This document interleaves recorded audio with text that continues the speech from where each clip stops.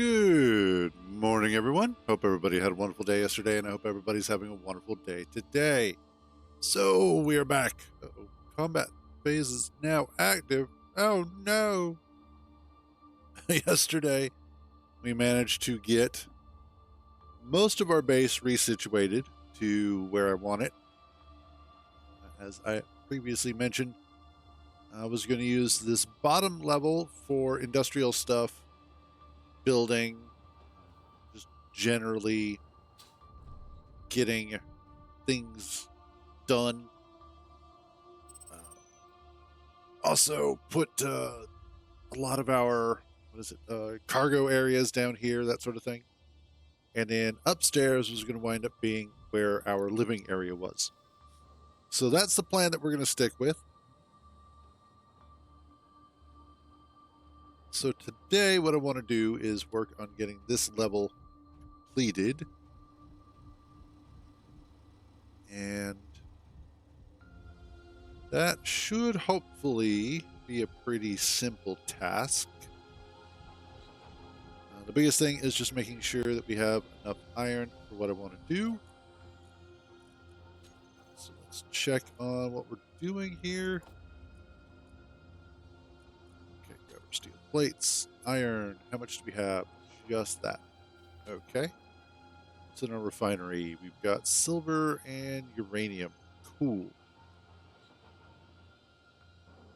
So one of the things that we are currently missing out of all this and is not attached all the way through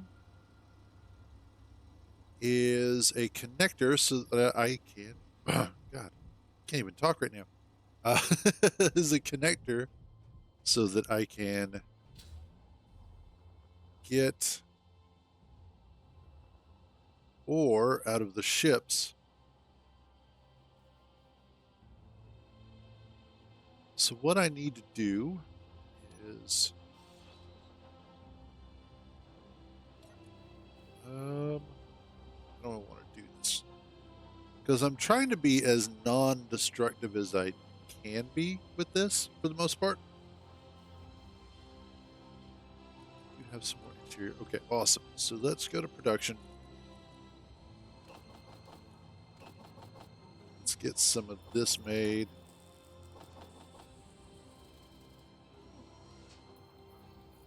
And I believe that's about the parts that I need. Let's start off with our straight junction here.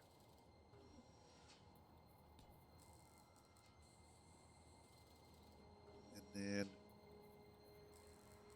just wrap this around.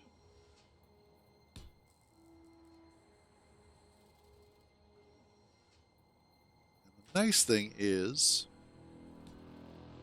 go ahead and kind of just plot it out ahead of time.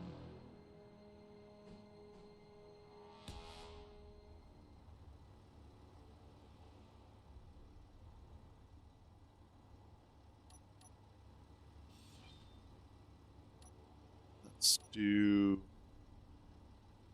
straight. Keep the armored side towards the stone.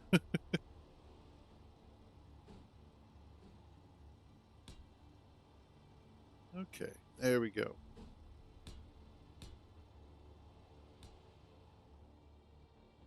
And I should be able to run this back.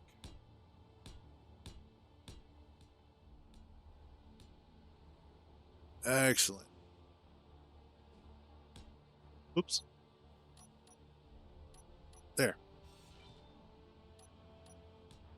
And perfect. So that will, that will allow me to go ahead and run the conveyoring from over here.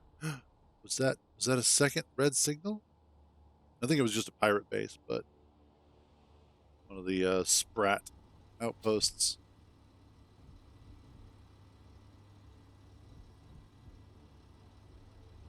Okay.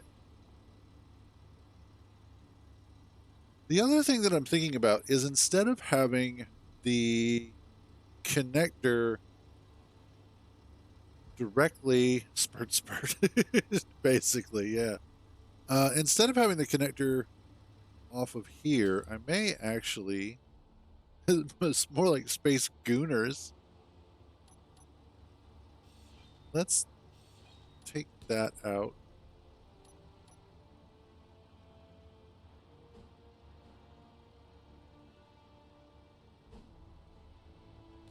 Put this here instead.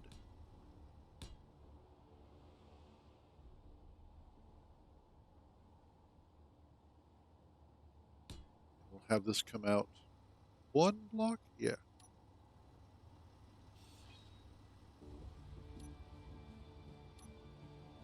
And then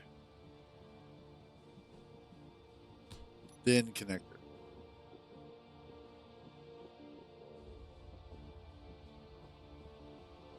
Because that means that I can then.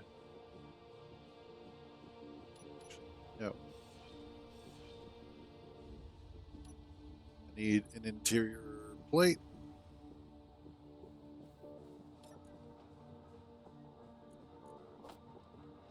Yeah, that'll work.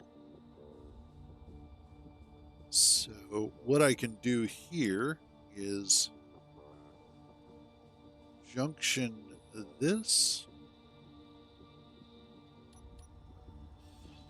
junction that.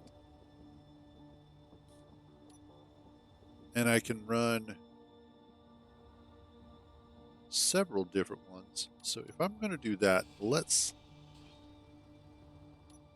center this up.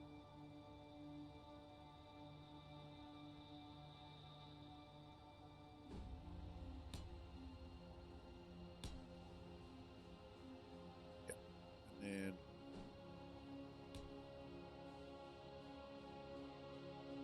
junction, and there we go. That'll feel better. As then I can go ahead and move. Am I out of ice in here? I think I am. Or not ice, but oh no, you still have hydrogen. Cool.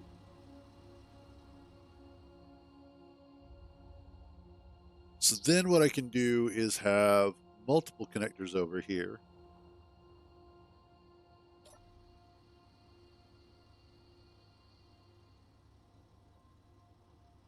That dude is really close. I think that's about the closest they're going to get, though. I hope.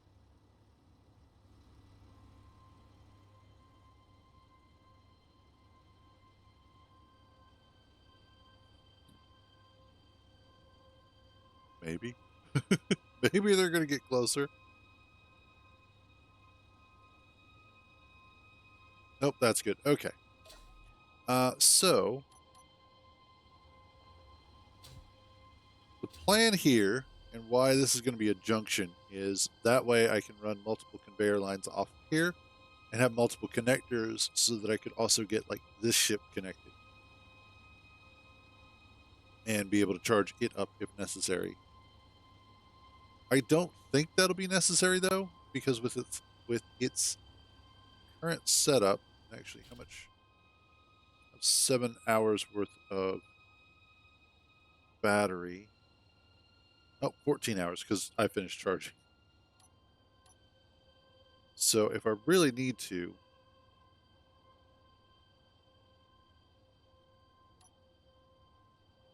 no, that's not what I wanted at all.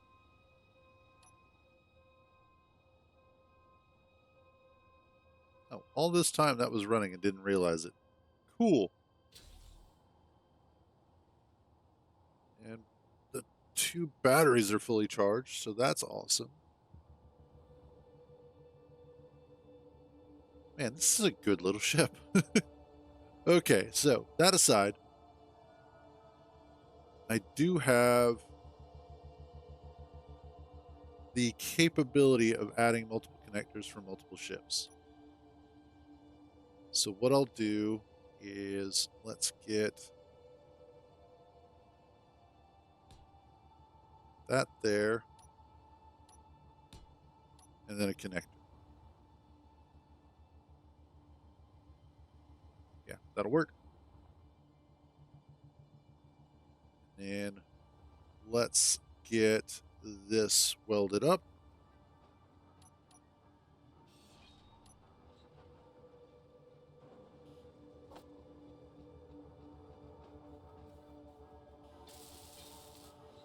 Probably going to need a lot more stuff. Oh yeah, easily.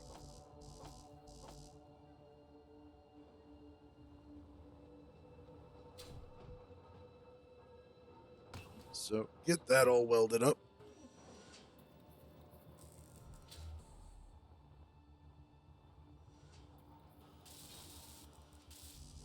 Oh no.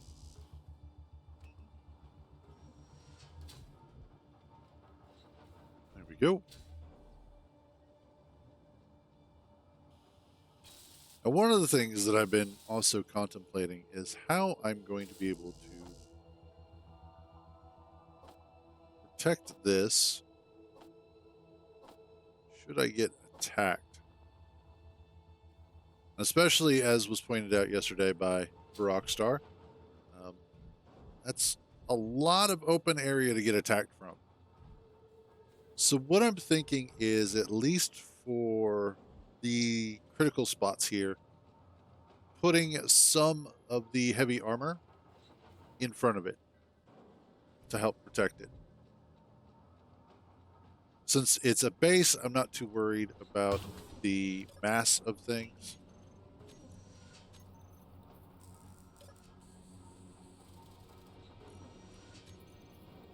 Yeah. So it's one of those that I can go ahead and afford to spend the resources on it. If this were a ship, I'd want to more carefully weigh where I put the heavy armor.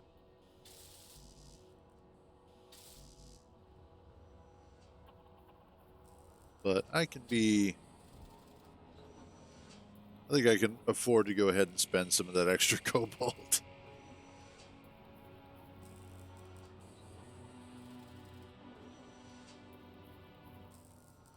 Oh, that's good stuff. So yesterday, while we're waiting on this, yesterday was playing some more Warframe after the stream, and I finished getting Site 09 leveled up,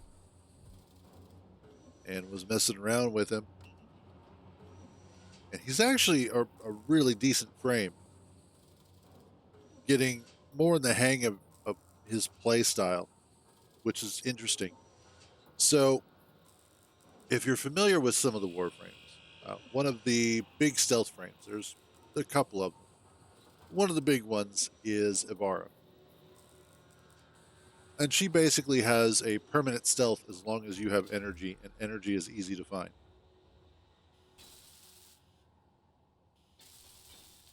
Is that one? Almost done on that.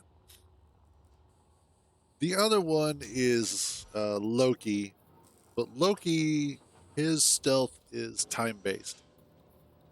So he only has it for a specific amount of time, which isn't that big of a problem.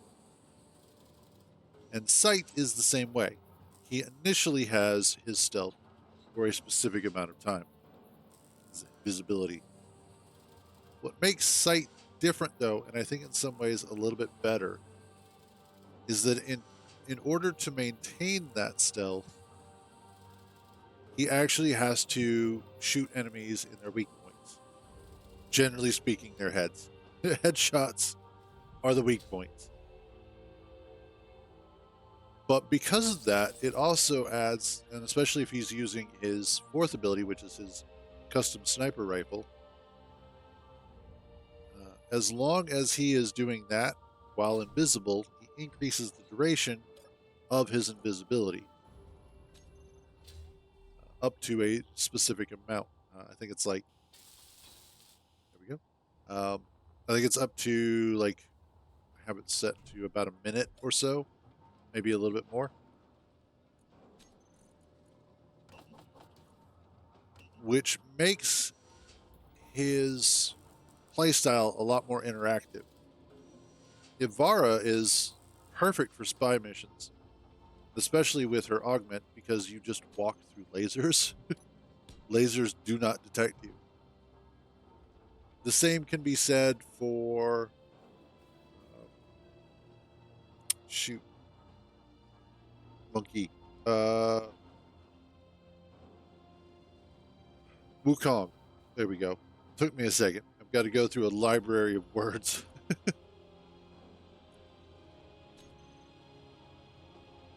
Well, yeah, when everybody's dead, nobody knows that you stole anything.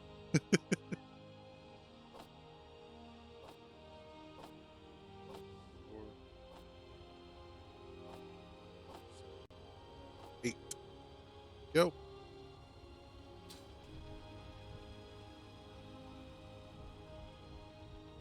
But the other thing that I was liking about Sight is that he does have a certain level of support that he can apply to the team, I think, by dropping his ammo containers with various damage types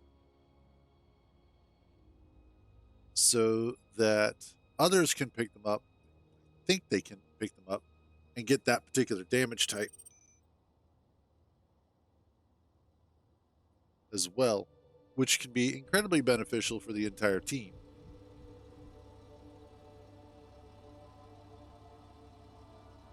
Oh, you're not connected to the damn base, moron. Sitting here trying to pull stuff out. Can't do that. There's no connection. That's what I'm working on.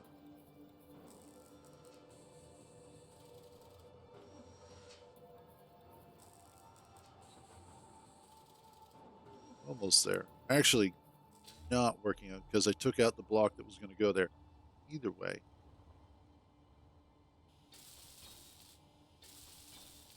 But ultimately, I think Sight is a serviceable Warframe.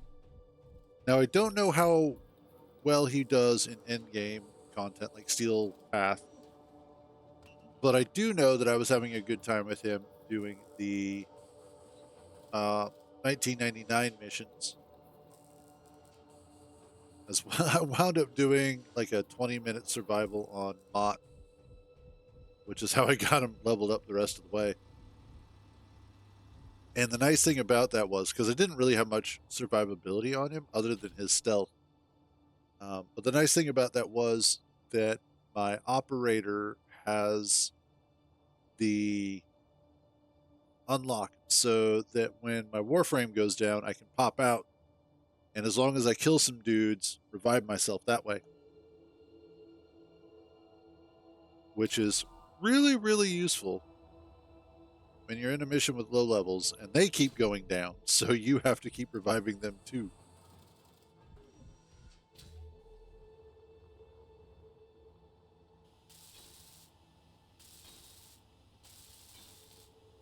And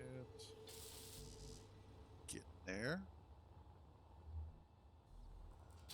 But I'll tell you what, it is really cool to see so many more players in Warframe these days.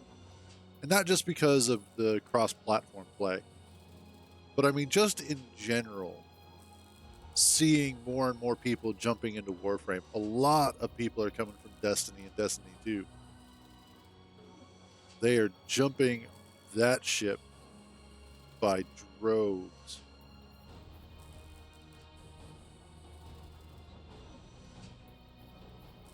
Which I understand why they liked Destiny,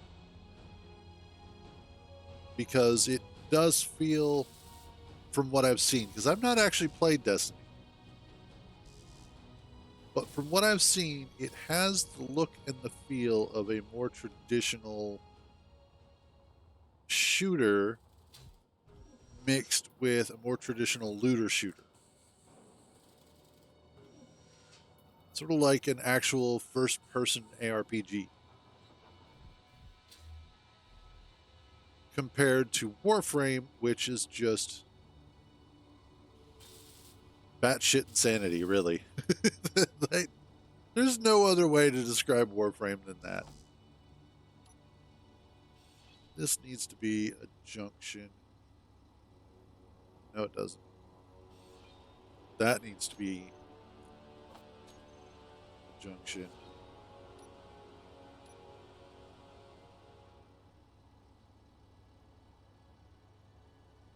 That needs to be... Yeah.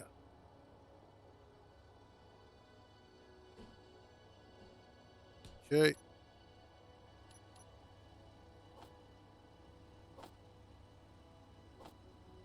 And there we go. We'll get this built up.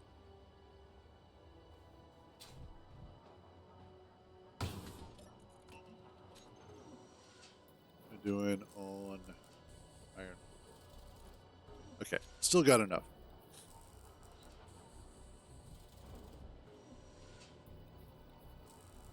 This should hopefully allow me to... I still have the one more conveyor that I have to put back in. But once all of this stuff gets done,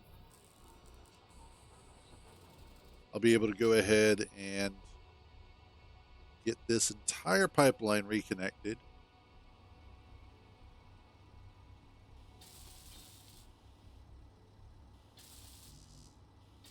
In fact, now that I think about it, why don't I just disconnect this?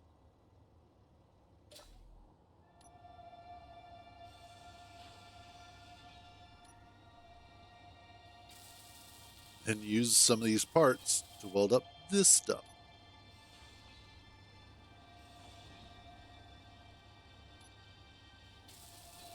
There we go.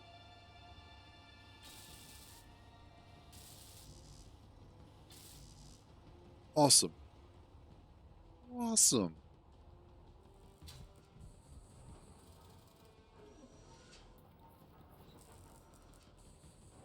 How does it feel like you're troubles building things? Ah. No, no build and repair. Not this time. I typically tend to use it, but in this particular case, I wanted to go with a more vanilla sort of playthrough. Now, the mods that I do have installed are mostly quality of life sort of stuff, so nothing too extreme, with the exception to my ore detectors, where I do have an increased range on them.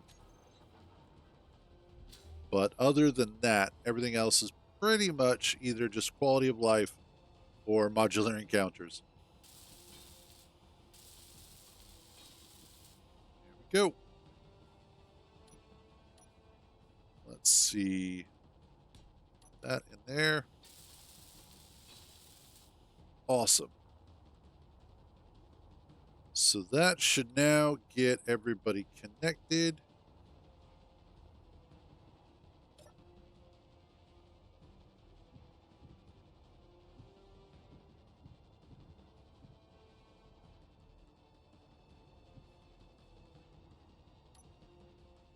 And there we go.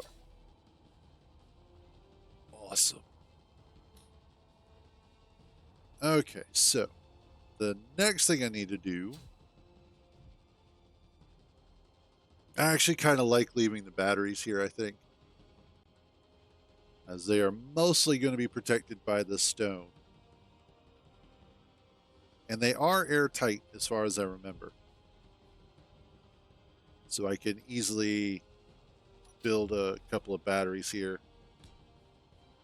like that. And then let's... I need more steel. Actually, you know what? Let's get a bunch of steel done. And while we're at it,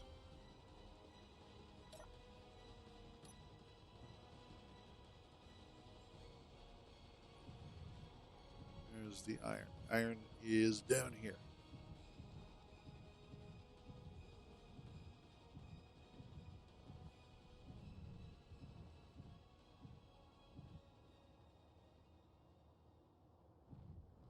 See if we can just suck that up real quick. Yep, perfect. Get a little stone with it as well for our nickel and silicon needs.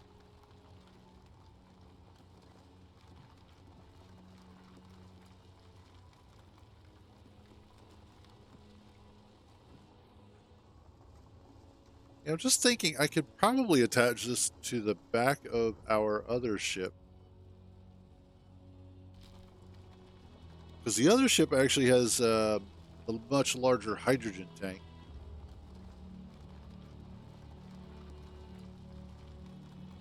And I could probably use it to tow this around. Although I wouldn't want both ships together at the same time. I think I would probably want to keep them separated.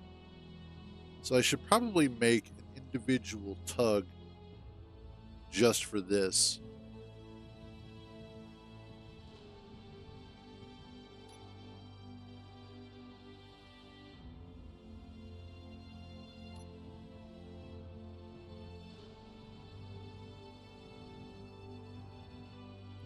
Oh yeah, that's the other thing I wanted to do was add a couple more thrusters to both sides. So, or add a thruster to both sides, so that way I had two each.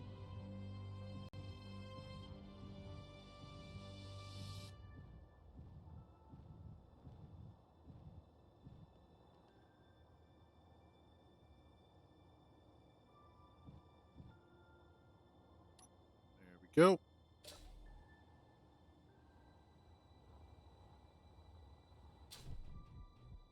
Let's see how we're doing here.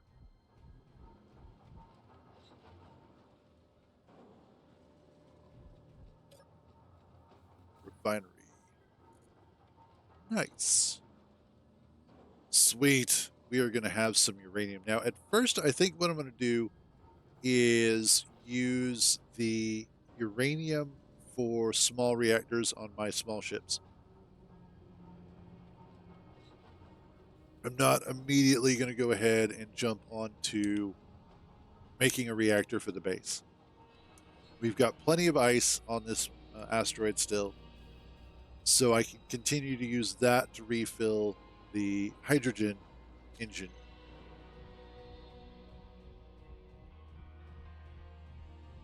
But I think putting, even actually swapping out, no, because that's the attachment point for my landing gear. Well, landing gear, you're going away.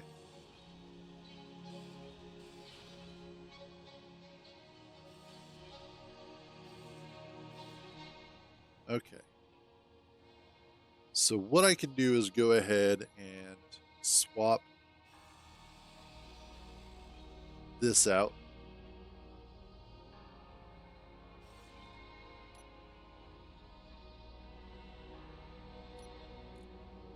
Let's grab you and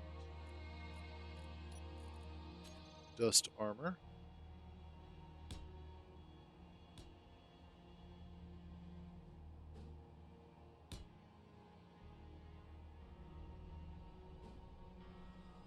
Actually, no. Yeah, no, that'll be fine.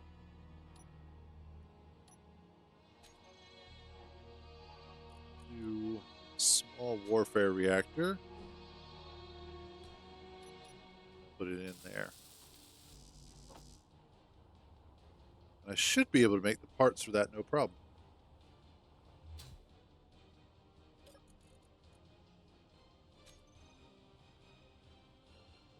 Yep, there we go. Cool. So at least for this ship, I won't have any problems with power.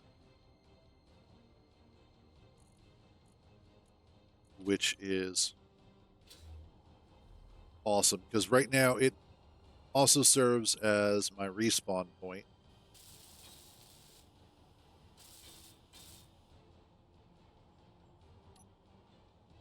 So that and that.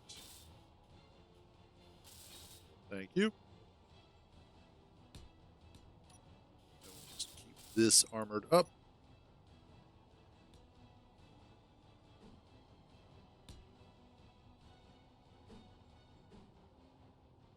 There and there.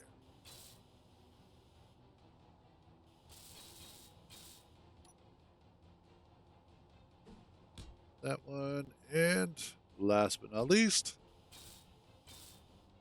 there we go. So we keep that same general shape that it had previously, but at the same time, upgrade it. So now all I need is to grab some uranium. 2.5 ought to suffice. This is not going to need a lot. And then throw it in the reactor. And that should be enough uranium in this thing for quite a while.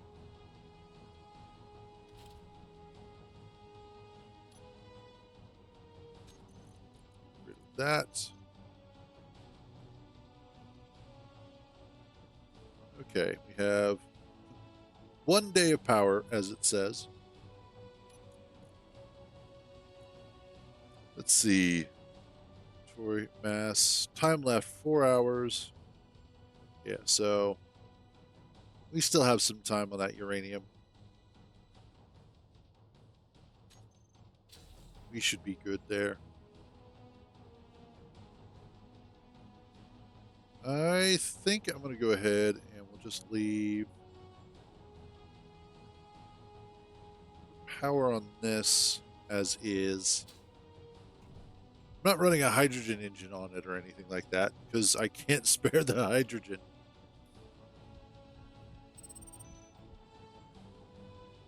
Far away. Okay.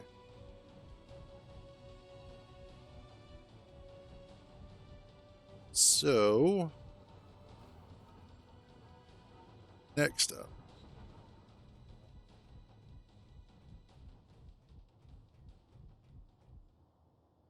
What do I want to do? Okay. I think, want to remove this. You're empty. Good. Inventory full. Awesome. So let's get rid of this.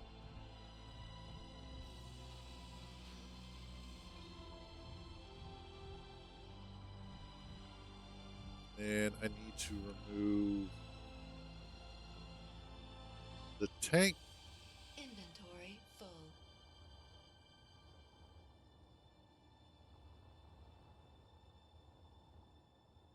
Inventory full. Oh, it's the large steel tubes that do it. Reset you back to defaults. There we go. All right. So with that out of the way,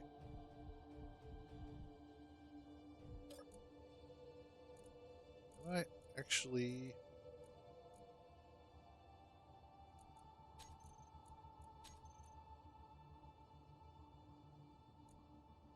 Oh, why did you move all of that? Oh, Jesus, base. You are so dumb sometimes.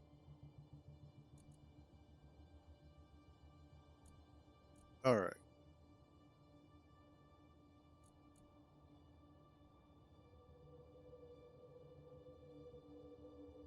No, because it, well, pull parts through, yes. Oh, I have to think of something. Okay. I need to move all this crap out. That's not where you go.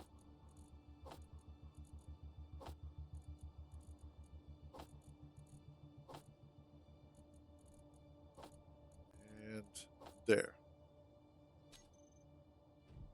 All right, and then my O2H2 generator needs to move as well.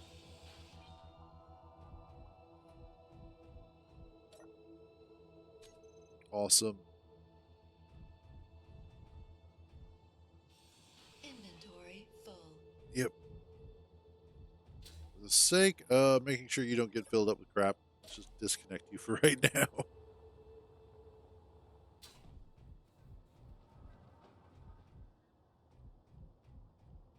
And what I want to do is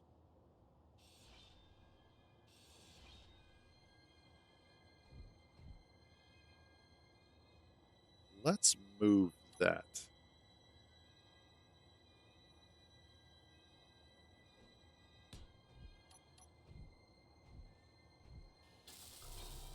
Thank you.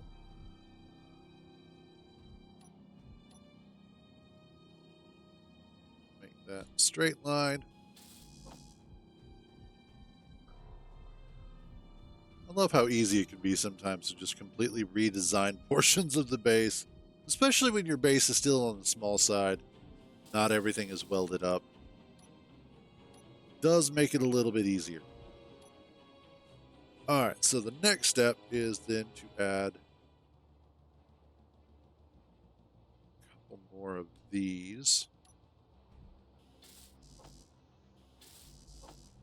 Awesome.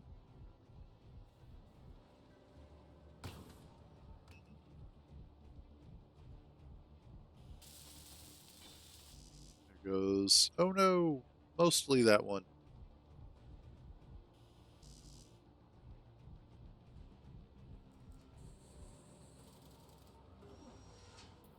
And then the other thing that I have to consider is where to put my gravity generator. Because that is also absolutely something that I'm going to want and or need, as it will make getting around this base a lot easier.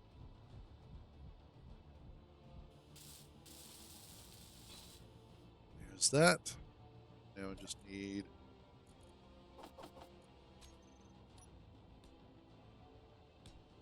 fill in,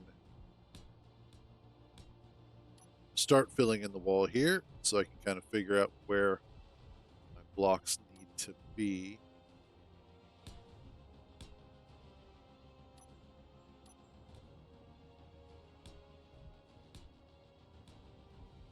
Then round out that one. Yes. Yes. Although we're going to go ahead and take these out. Damn it. I'm so used to working on planets.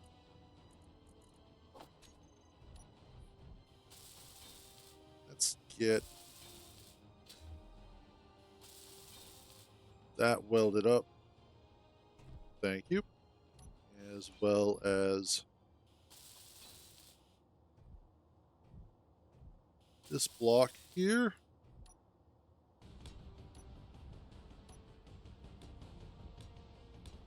And there.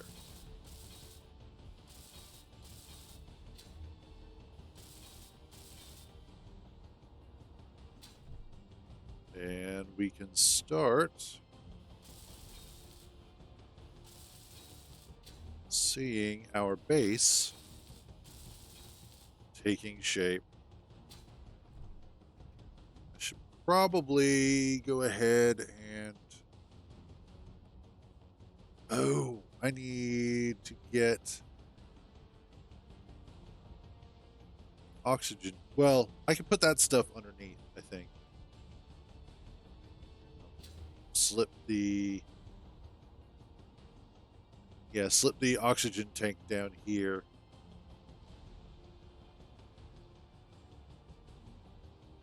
Keep it underneath where I can also armor it up as well.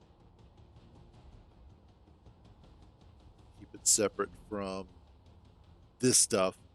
Because with this hole over here, this is the one where I am most likely going to get attacked from the most, if I do. This is the biggest security threat over on this side. Whereas over here, it's a much smaller hole. And on top of that, I do have a little bit of cover from these surrounding asteroids. So that may wind up helping. I don't know by how much, but it might help.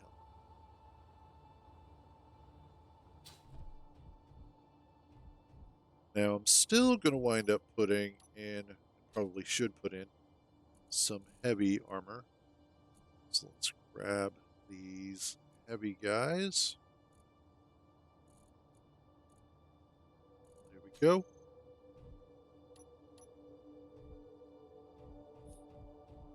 Oh.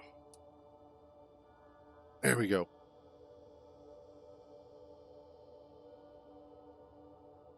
But this should hopefully allow me to gain some level of protection while also having a comfortable base. So let's put these guys in here.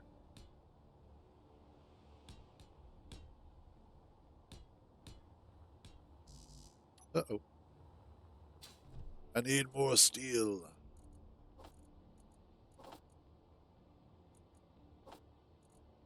There we go. And I'm thinking that instead of making this whole wall like this, just like that, what I do is I take out this portion here. I'll put you and you here.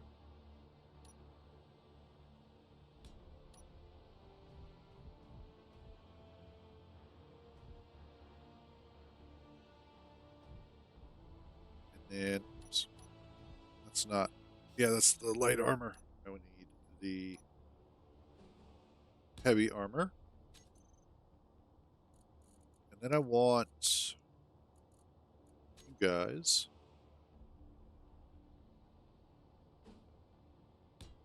there and there.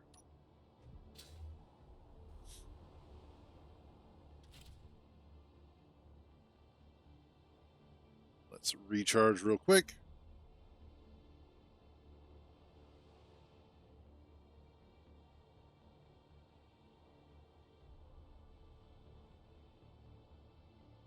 Awesome. And the reason why I want this here is I will then do that and that. Then I can put the offset door here.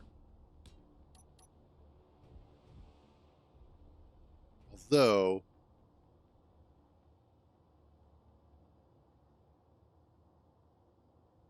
I might want to airlock that instead.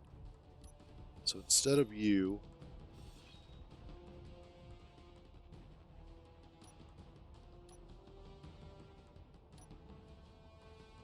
let's switch this back to this one and this one.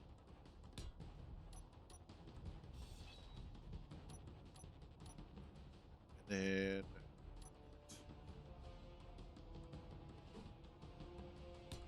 do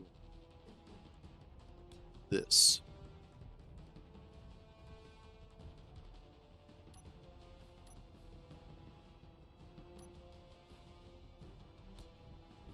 Put these plates around this so that at least the seam's protected.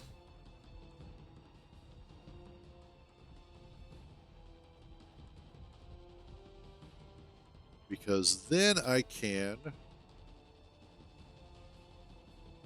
where is it?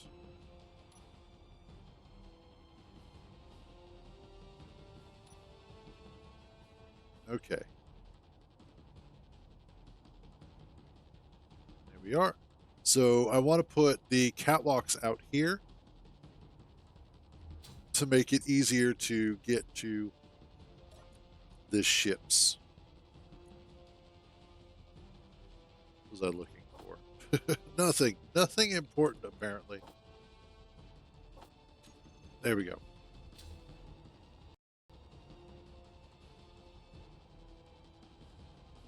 Hey, what's up, clown?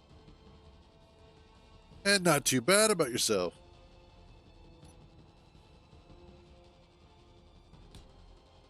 There's that. That one. That.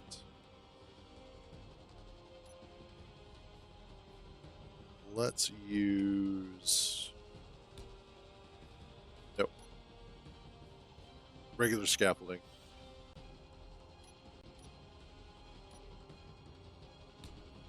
You and...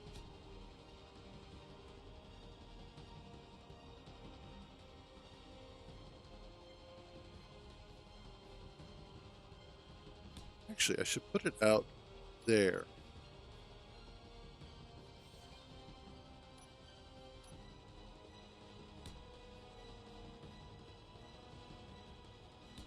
Yeah, there we go.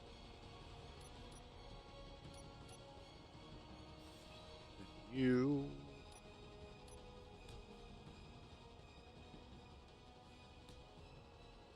Yeah, that'll work. That will work quite nicely.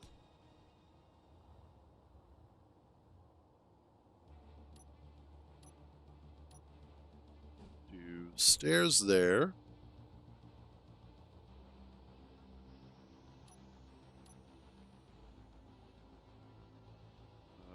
Nope, there we go.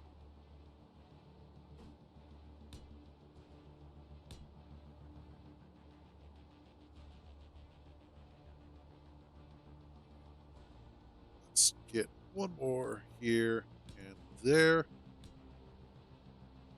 I'll just have to be careful with how I fly down here.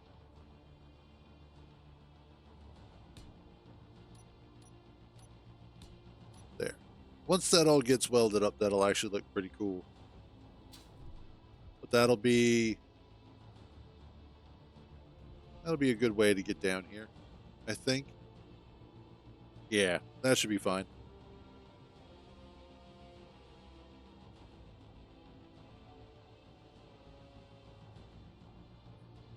And then that way I can easily get in and out of the ship,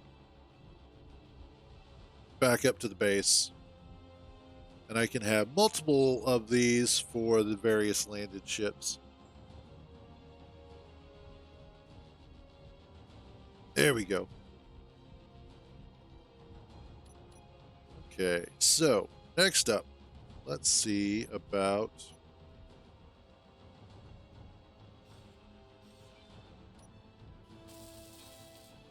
some of this. No, not that one. That one. Let's see about getting some of this welded up.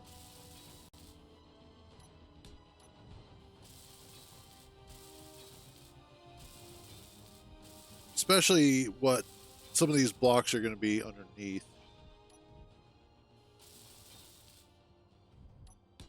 Go.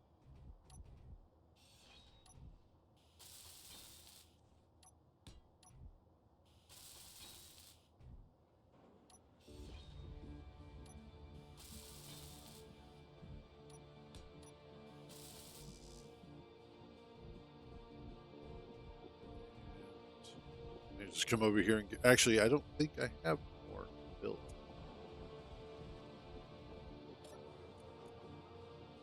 I do not. Gosh darn it. Like 1,000 of them. Also, what's our refinery working on? Ah, the uranium still. Okay. More of that. More of that. Okay, cool.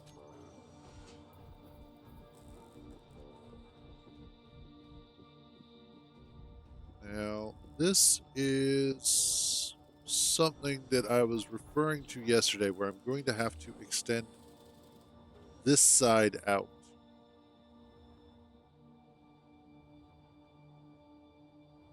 Because of the fact that I don't quite have enough room for it.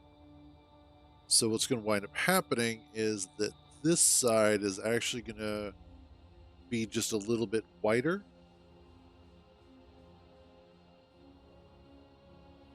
But that's okay, because what I can do here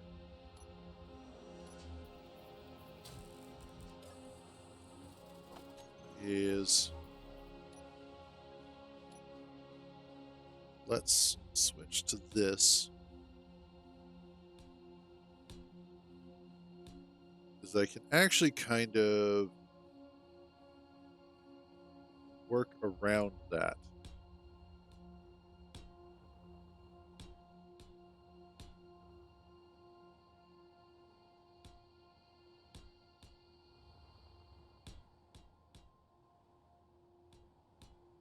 There we go.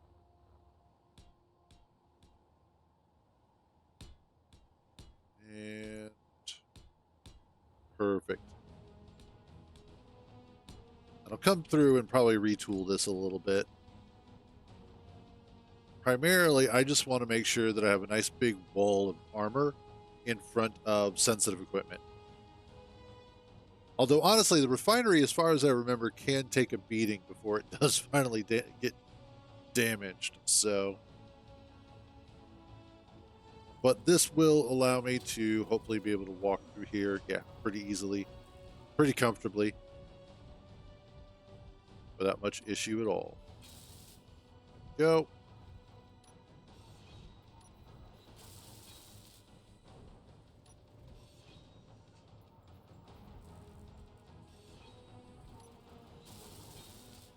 Let's. Yeah, it should be fine.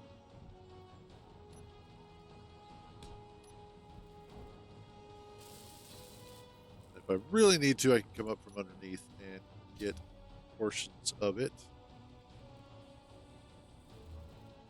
Yeah, we should be good.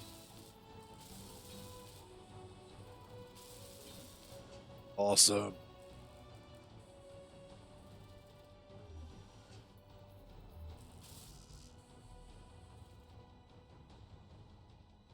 Excellent.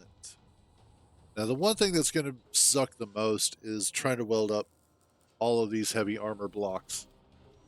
That's going to be an ordeal and a half. But we'll be able to get it done.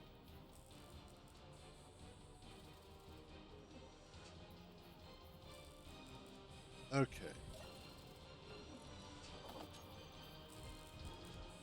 Let's get back to welding up our floor here. Probably have to come up underneath for those.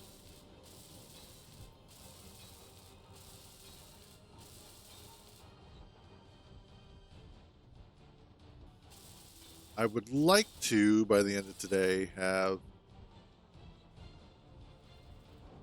the majority of this first level done. Don't know about airtight, but I do want it to be done.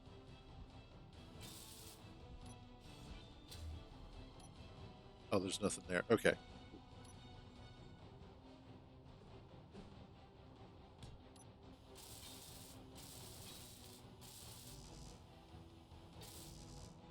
And the only reason why I don't know about airtight is specifically because of the fact that I do have the ramp that goes upstairs. Although I'm pretty sure I can find a way to make that airtight as well, like airlockable.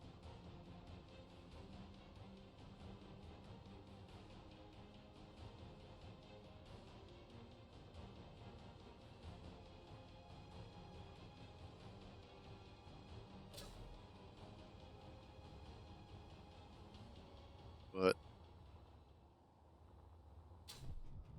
like I said, the biggest problem is just going to be those heavy armor blocks. Should make me some more. I need so much more. It's going to be ridiculous.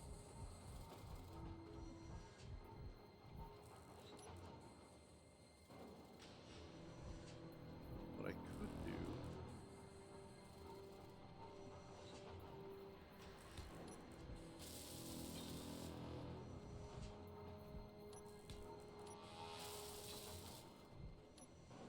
That should help maintain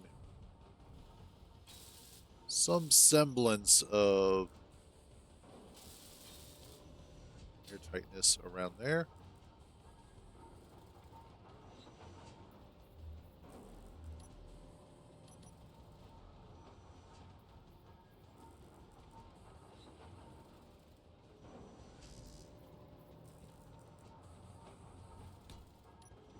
That was weird. All right, there we go. Hopefully that'll work.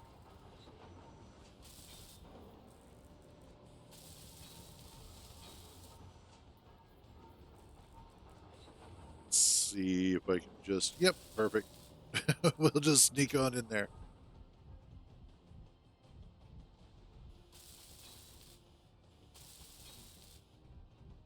And then for around here, I'm going to square this off, even though it's going to look kind of silly and possibly hideous.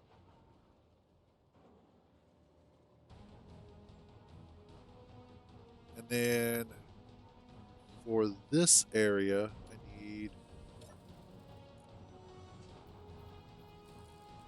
girders. I need a few more girders than that. Make me those. Awesome. Okay. The reason why is because what I want to do is window this.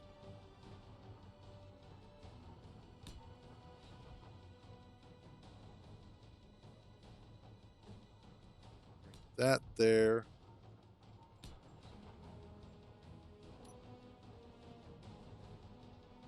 Nope. That one. There we go. And then I can go ahead with door. Put the offset door there.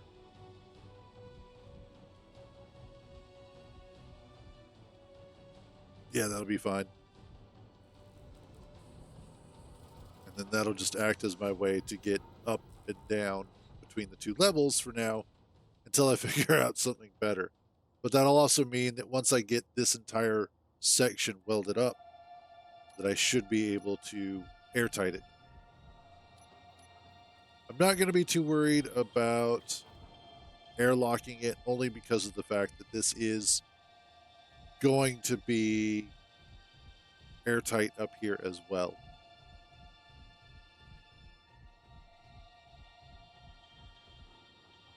So that's the hope, at least.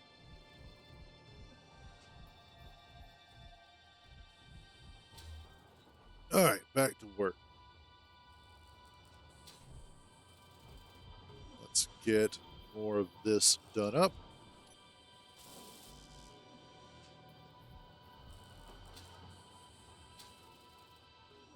Uh-oh.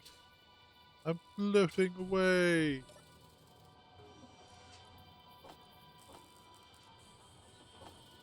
Drop off this crap so that I can grab more of those. Ah, there we go.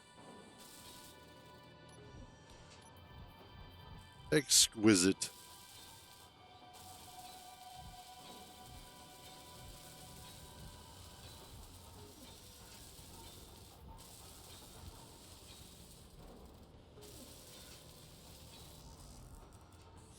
Oh, this morning before I started my stream, I was watching a YouTuber that I just recently started watching because of Path of Exile 2.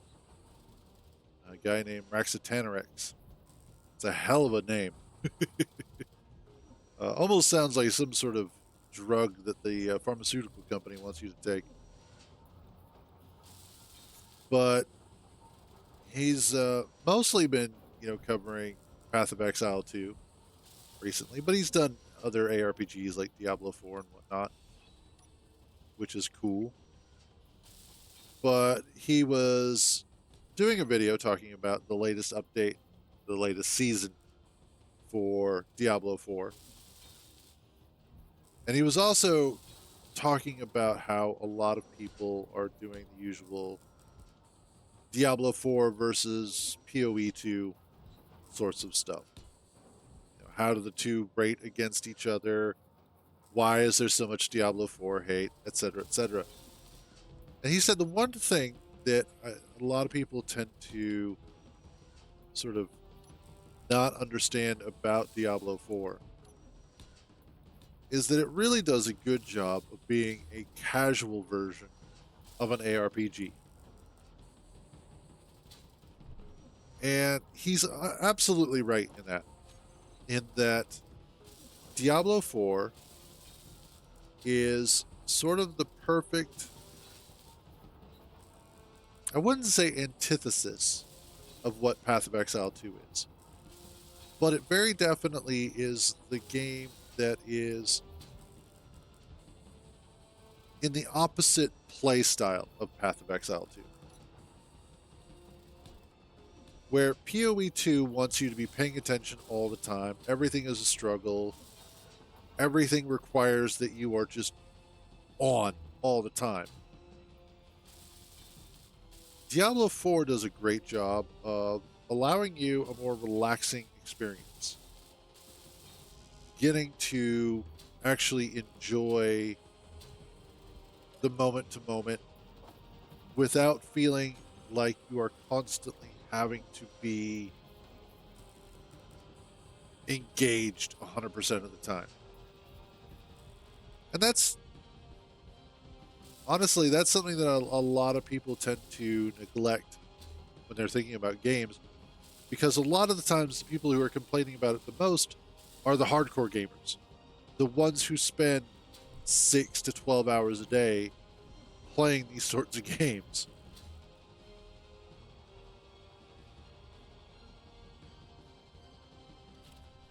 Let's get refilled real quick, and I will be right back.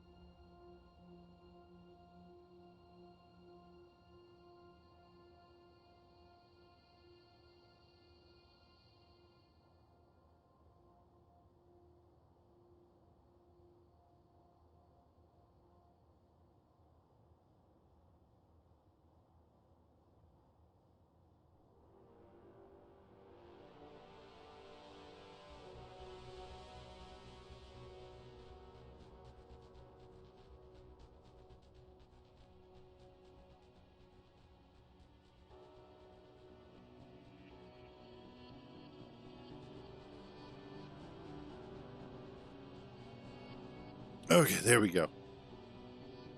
Can't freaking breathe, so I had to go take a Sudafed.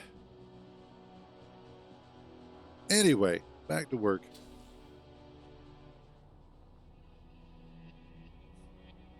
Okay, so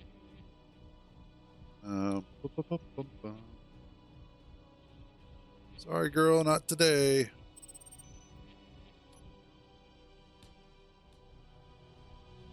Smudge is all like, "You have to let me in," and I'm all like, "No, I don't."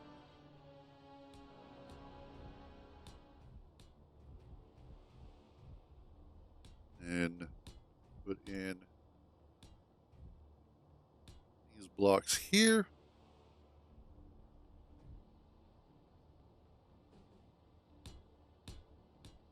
Awesome. And then I'll be able to fill that in. And we may yet actually start to see the base come together. And then it still gives me some space where I can fit a module or two on here. And then I probably could get behind here and get a couple modules on the back of the refinery. At the very least,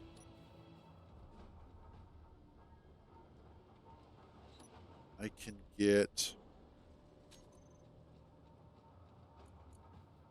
the steel catwalk over here. Interior plates, which I has none. Make me some of those.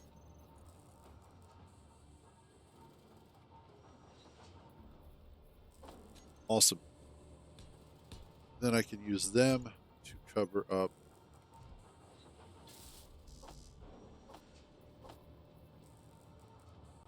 this. There we go.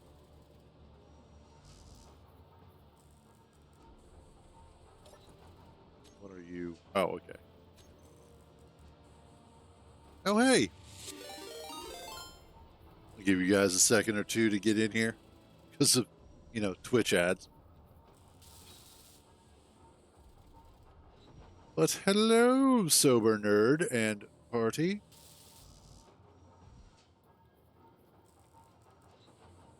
What I'm looking for. Thank you.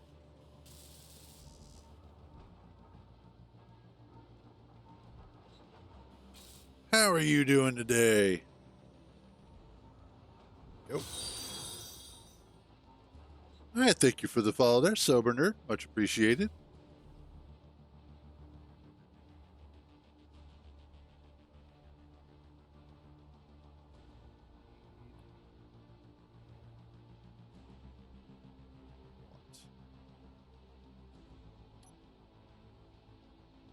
That's right. I was going to do this. That's fair. I think most people prefer survival compared to the campaigns. Although, really, I view the campaigns as a really good way to either challenge yourself or to train yourself. So, if you're new to the game, use the scenarios. If you're bored with survival or if you want to try something different, do that. But survival definitely brings, I think, the most engagement and most enjoyment out of the gameplay.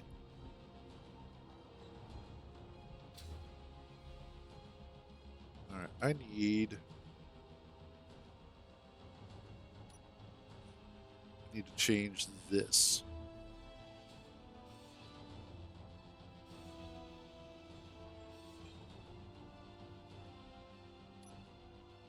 Because whoops, no. Yes, there we go. You here and here.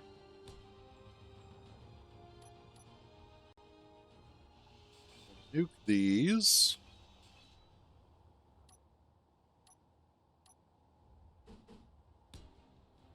that and that. And then there we go.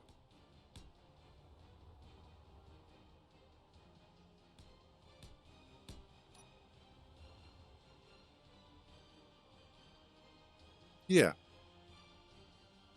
Nice big block of heavy armor in front of the important stuff. Which then allows me to do...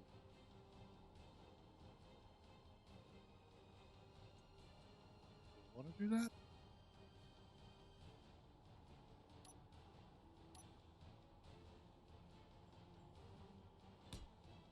that? Whoops. Wrong block. There we go. Correct block.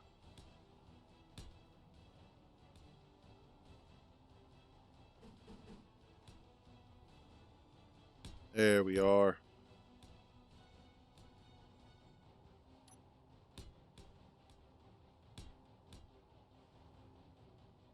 Then we go back to the slopes.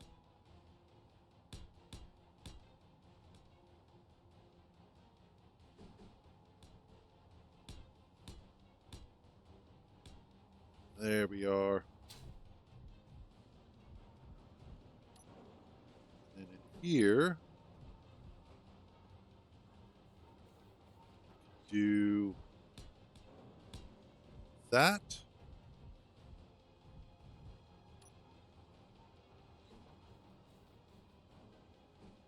Ah, perfect.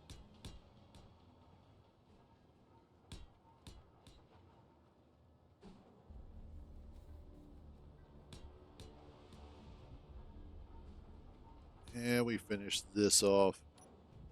And cool. That'll be the wall. Kind of a nice rounding here. And then we'll just do the same thing all the way the rest of the way around. And it will be fantastic.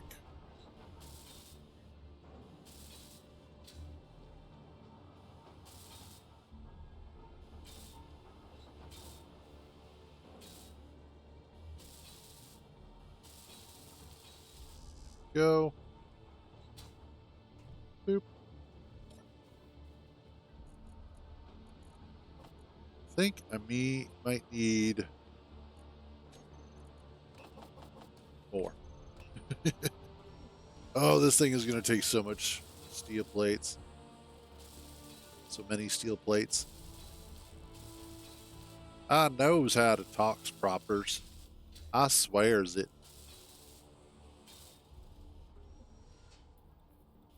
Need that, thank you.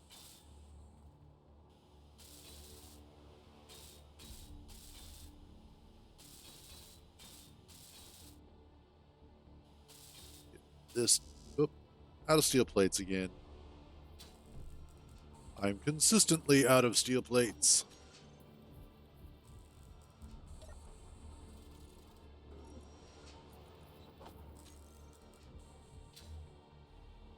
Might want to go mining some more iron just to be on the safe side. Fortunately, there's plenty of iron on this asteroid. There we go. And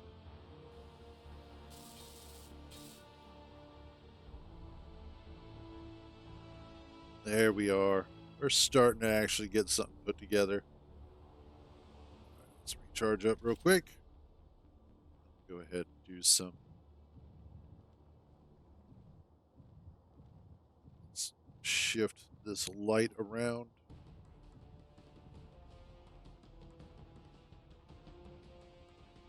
Awesome. Okay.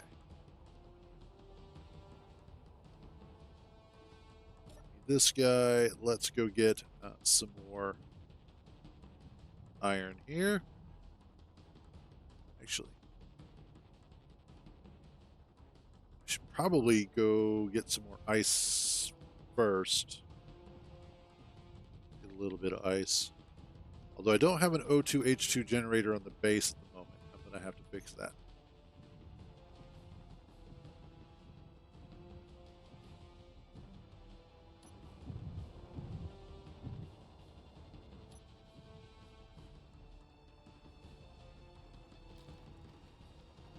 Select those. Almost.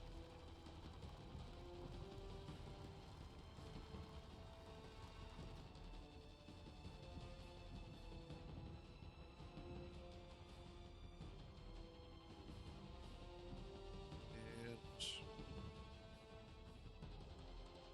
honestly, that should be enough. What I can also do, especially because I now have what I need for making ion thrusters. At least I think I have everything I need for ion thrusters. I'll have to double check that.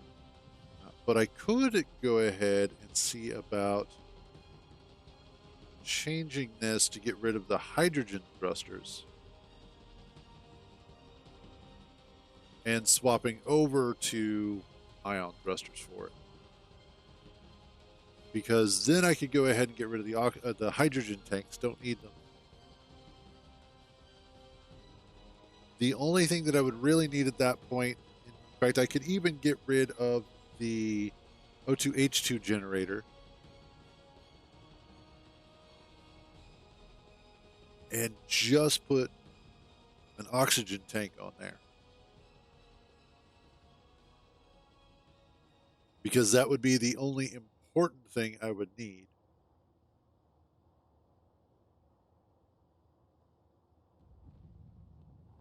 So yeah, I might be giving this an upgrade at some point.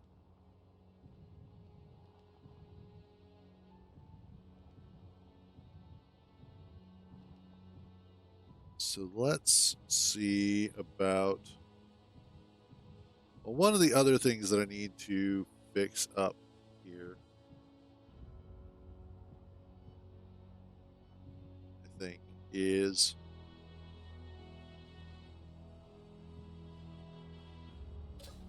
want to adjust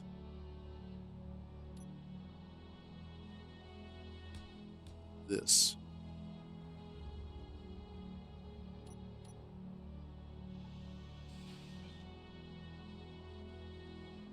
Okay, good. Just had to make sure it was still attached.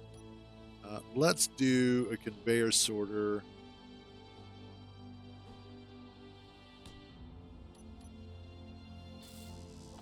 So that I can maintain the flow of items.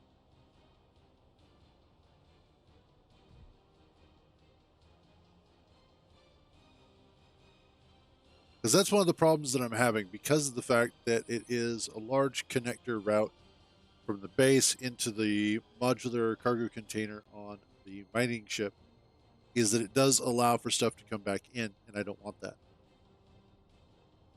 So we have to stop that. What else do I have? Okay, nothing.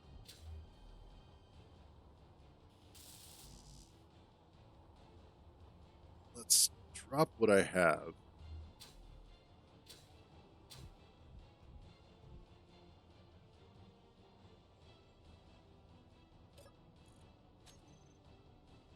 Oh, yeah, you're not going to get anything built like that. So we'll do it this way.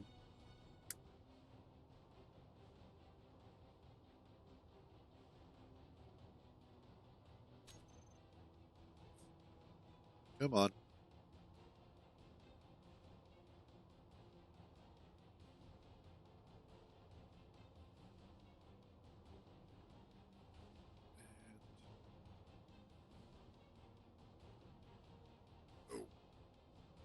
Oh, God, I'm feeling like an old man today. Which is weird because I actually got decent sleep.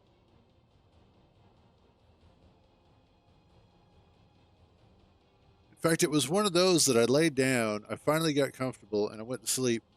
And then when I woke up, it felt like I had only been asleep for 5 minutes, even though it was very definitely several hours worth of sleep.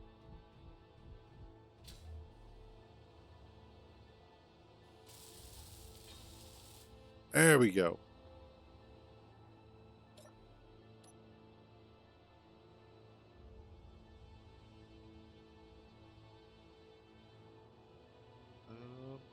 Why?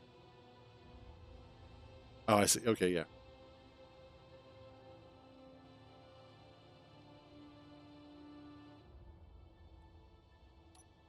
Okay, so everything.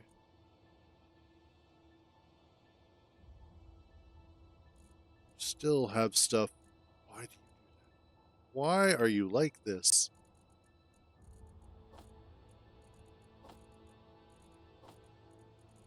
All that crap out.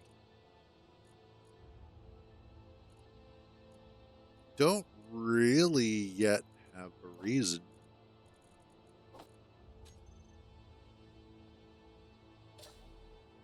to put ice on the base. Because again, no O2H2 generator. Wait, yes, there is. Isn't there? Did I?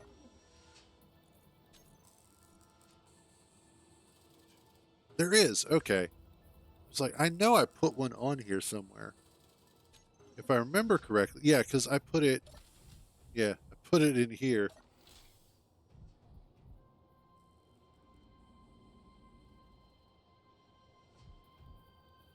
Okay. So I'm going to just vent that again. That's why I really haven't been going into that area, because that is actually atmosphered compared to, well, all the rest of this that isn't. All right, so now that I can do that, the next thing I wanted to look at is, can I make Ruster components? Gold and platinum. Do I have any platinum? I do not.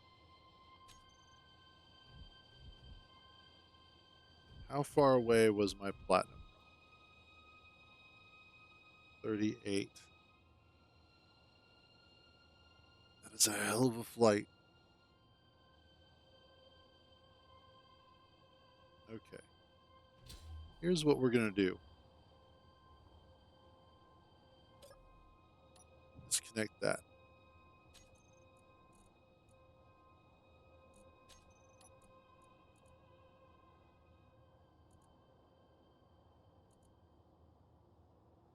Mining thrusters. Save. Groups. There we go. What I'm going to do is I'm actually going to use this ship as a sort of a hauler.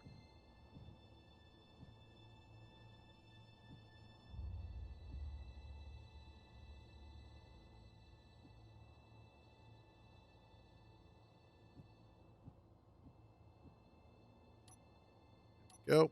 Turn off all my thrusters. The next thing that I'm going to do is I'm going to go ahead and build a temporary survival kit on the base because I don't have any other method of spawning here.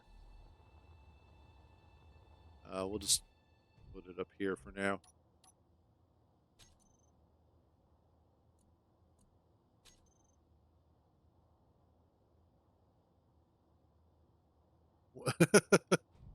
uh, Basically, it's just a mining ship. Let's see, let's grab some more stuff. All this is down here is just my mining ship attached to my original spaceship, because this has much higher hydrogen capacity. So I should be able to get out to the asteroid planet, or the platinum asteroid, fairly easy. And then this over here is the start of my. Yeah, it kind of does. Need 3.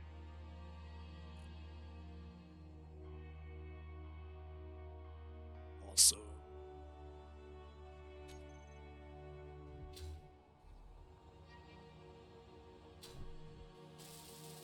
And there we go. You are base survival kit. Asteroid base. Awesome. Okay.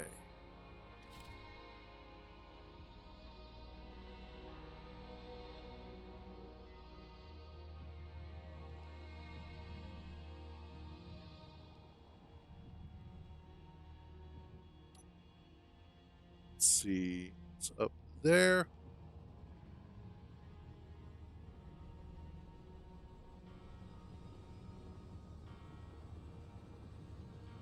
Yeah, there we go. Yeah, that takes a lot less fuel. As unfortunately, our little mining ship, all it has is 4 small those hydrogen tanks on it.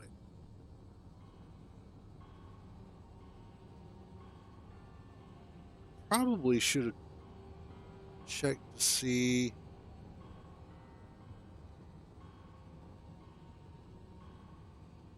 I'm just thinking I might run into a small issue, only because I don't have a mag plate on either one of these ships. And if that asteroid is within the gravity well of Pertum, that could be a little bit more fun. I'll just have to make sure that I kind of land on top of the asteroid, the relative top of the asteroid, so that way I can kind of just shut off the thrusters and have it sit on the asteroid.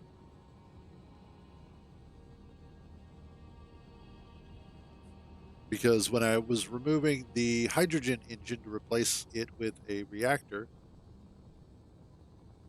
which I should also go ahead and probably grab some more uranium when I get back. Where was that uranium anyway? All the way back there, but still fairly close. Let's also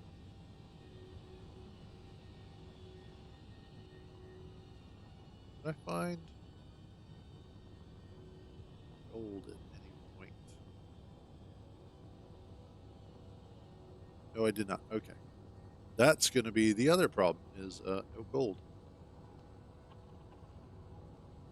Need a little bit of that. Just a smidge.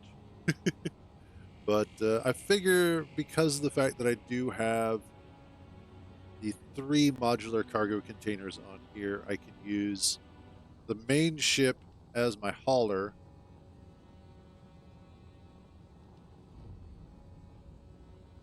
Jostling around.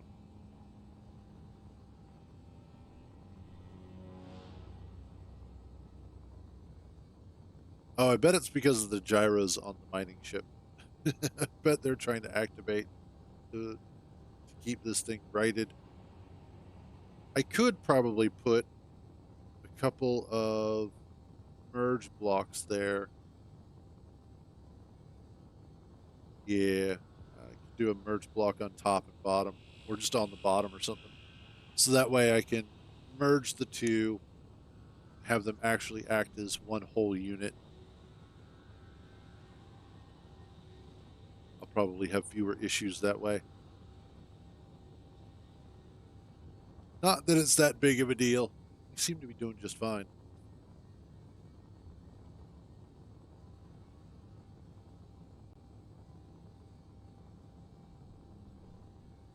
Now, if I do find ice, that would be cool. Because then I could refuel a little bit.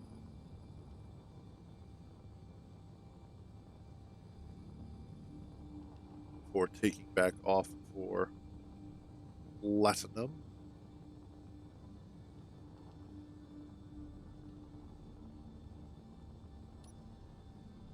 All right, what do we got up here?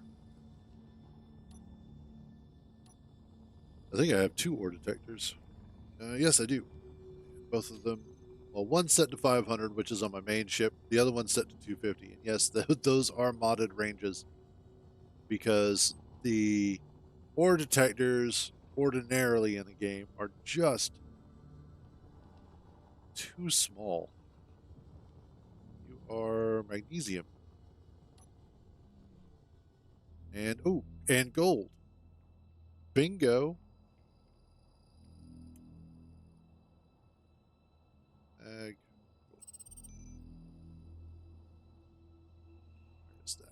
here.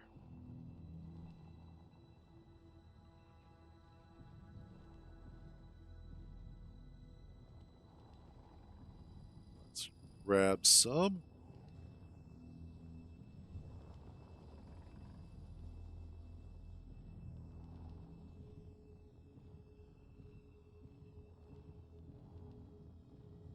Or over here. Looks like you are going to be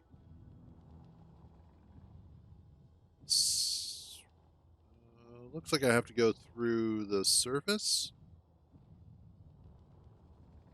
I don't know, let's check out underneath. See if maybe I can get up underneath of it. Nah. Okay.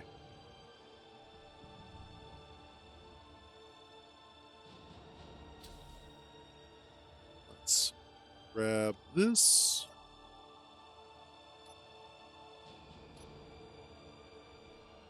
So,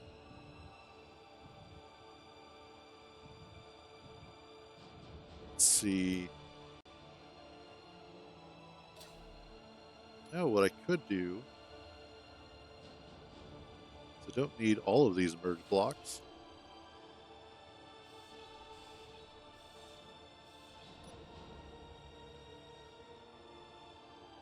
I'll properly color you later. But for now, let's see if I can get merge block. Not that big.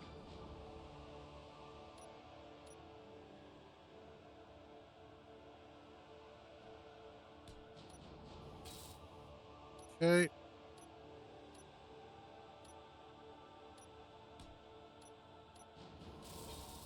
There we go. Our merge block.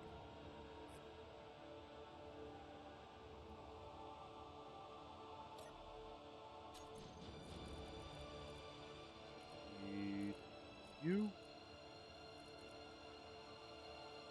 Block on off. Excellent. Cool. So that will allow me to properly connect this to my hauler, if you will.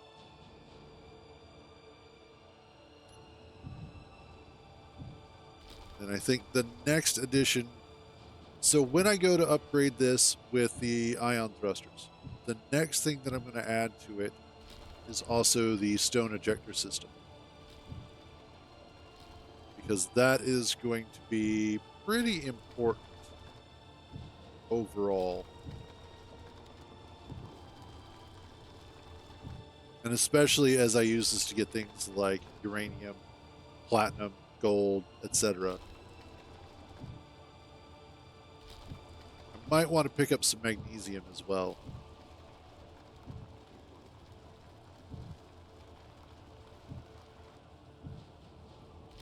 Are we there yet? Are we there we are.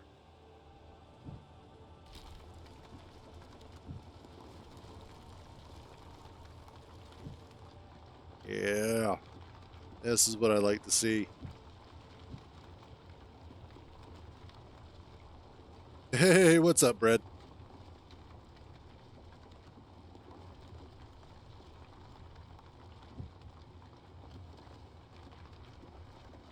Awesome.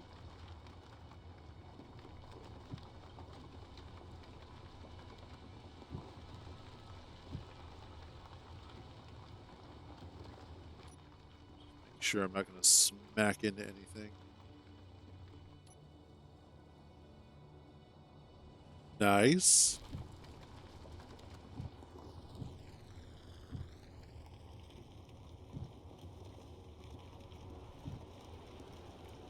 Yeah, unfortunately, I've never been a golf player. I've played the Tiger Woods games, but that's been about it. That should just need enough to get started. Plus, I've got that guy over there, so I don't want to linger too long. not in the best position for that.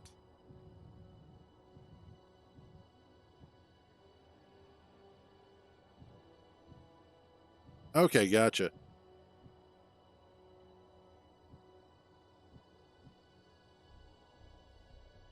Excellent. Mistress off. Goes on.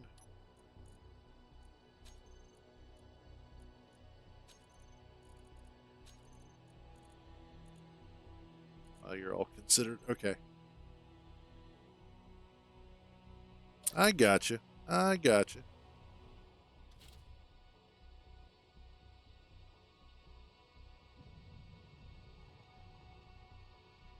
Where are you at?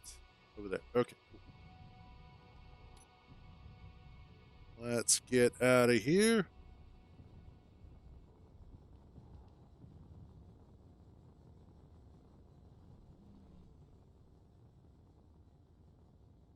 It's iron nickel. Wait, what? Now that's a first. What the hell?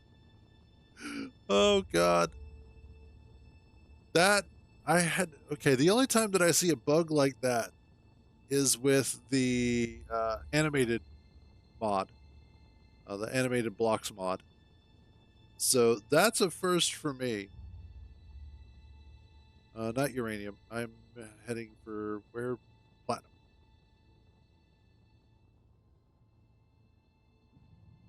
There we go. Let's. That's a new one. That is special. Um. Fortunately, I think it's just a graphical bug. Because that is special. That's probably from the fact that I've got the two grids merged. So it essentially kind of breaks it in a way. That definitely is interesting, though. I wonder if that's something that they wind up fixing in Space Engineers too. That would be nice.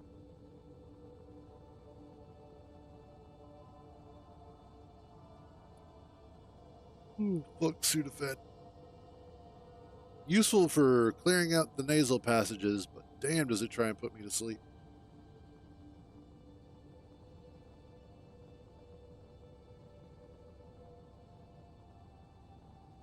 Alright. Make sure. I think we're gonna be good. We're not gonna get too close to the planet.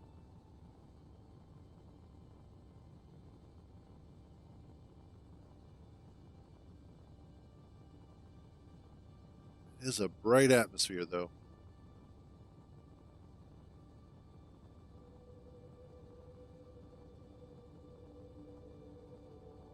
I wonder the other thing I wonder is if they're going to be able to make the planets larger in Space Engineers too. Because I would absolutely love to see larger planets.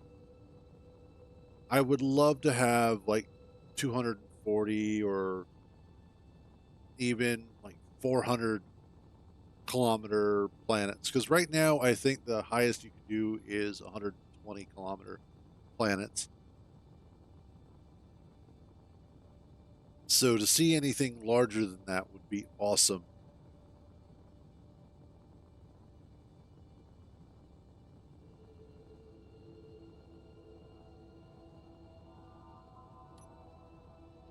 All right.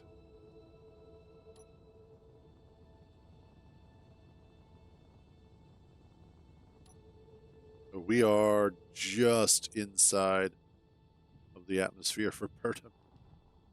But that's okay. We have plenty of fuel for that.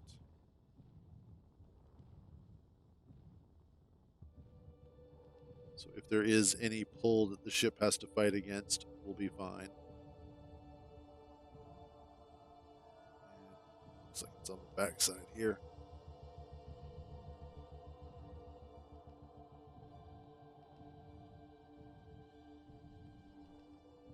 Yeah, there it is.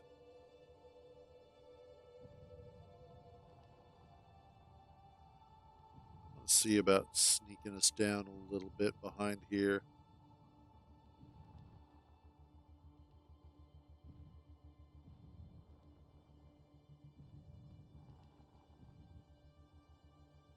I really don't feel like getting in a scrap with anything. Um, Mostly because of the fact that that is just that is hilarious.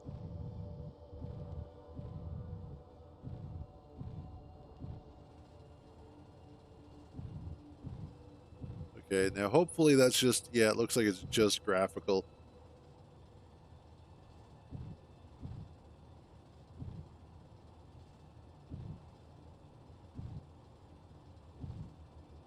That is hilarious. Oh, so I see what your problem is. Your drills ain't attached. You've got them quantum drill bits.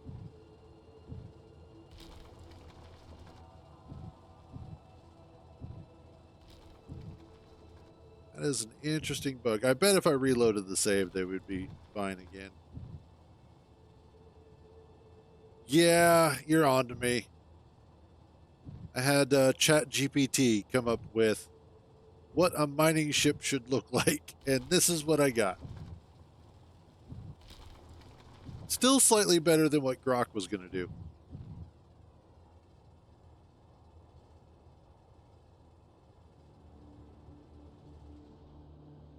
Grok just told me to see Hugo Boss.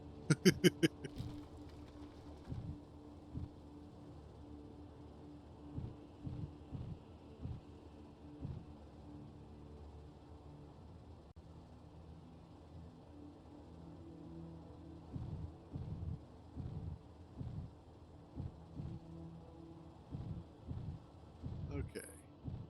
Let's get in here and get this platinum.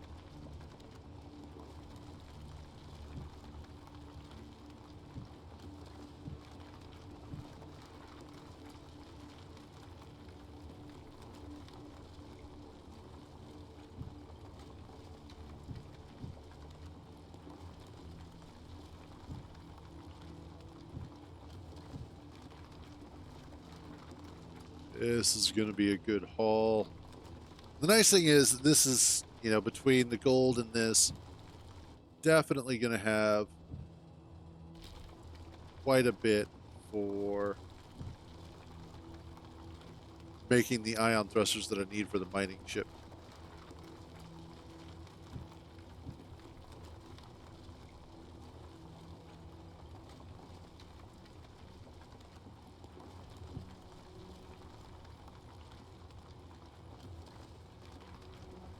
Not sure this is actually going to show me that my drills are filling up.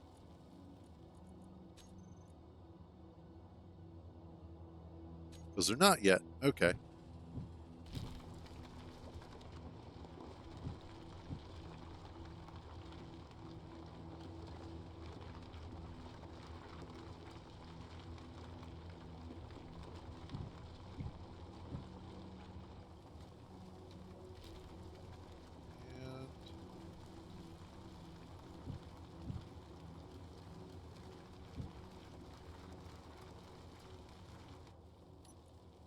And are my drills? Okay, now they're starting to fill up.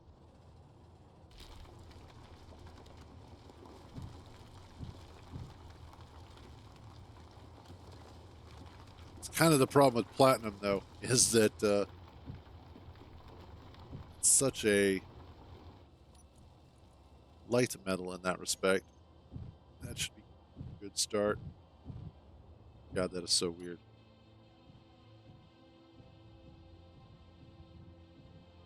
Okay.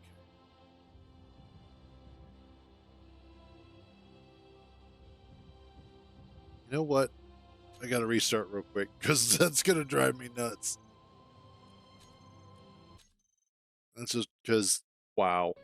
Just seeing your drill bits hanging out disconnected is so weird. Let's see if this fixes it. If not, I don't know what's going on. I could probably just grind them down to the point where, like the hacking point, and then rebuild them again.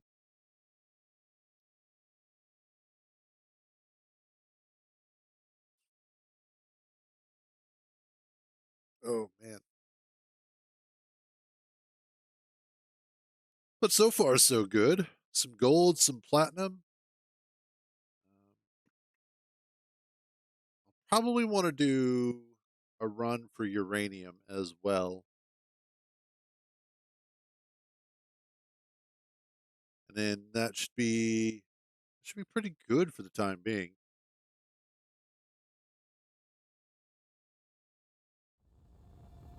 Oh yeah, there we go. That is much better. Okay.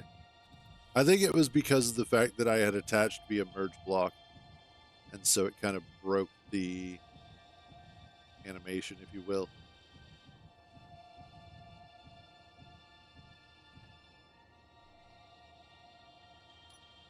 So let's tempt fate again and see if that's the case.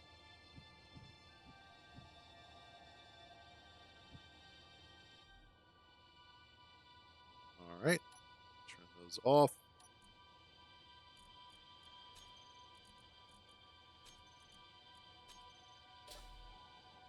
Let's, oh, I want, let's get that from the bottom.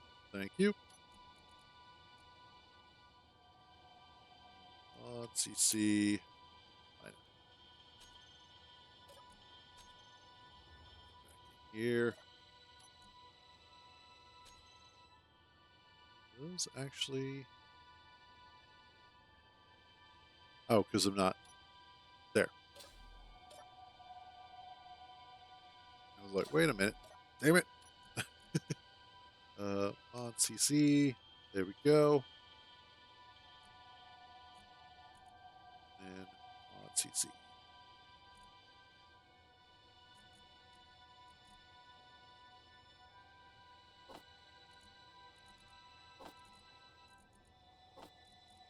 Go. And then everything's out of the drills. Awesome.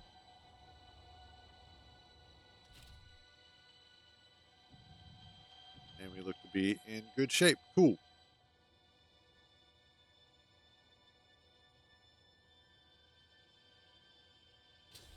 Wonder.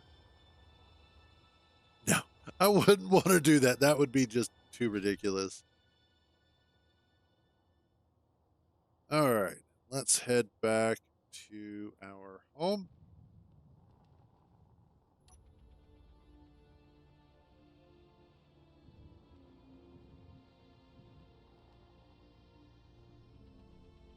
Which is over that way. Let's go. So nice long trip ahead of us again. Although really it's not bad when it's like this.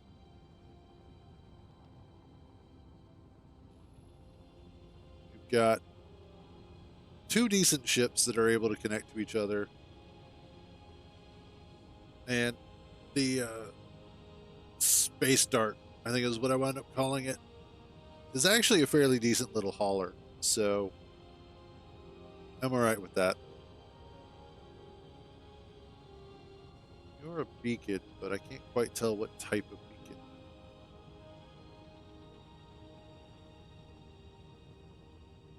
But I don't feel like flying over there right now, so.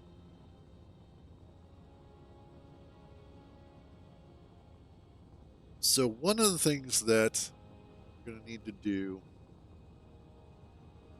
is that I'll want to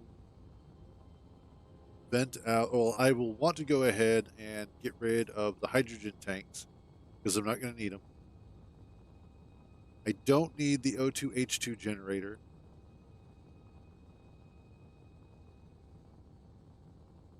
I will want to swap out that to an oxygen tank.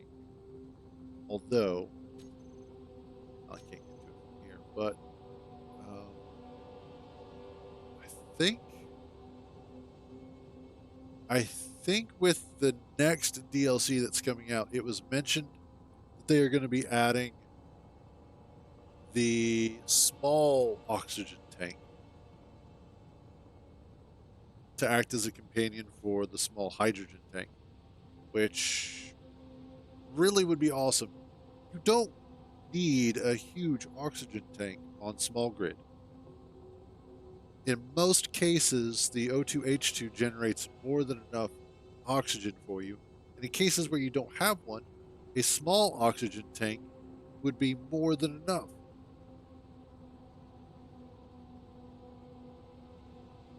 So it's one of those that absolutely it's a necessary addition.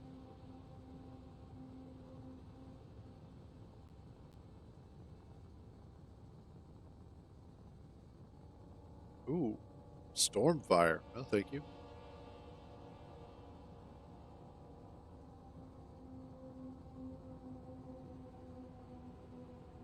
Now, as far as all of this goes, as with, next week we are going to be visiting Space Engineers 2 for a little while, since that will be its initial primary release, which will be awesome.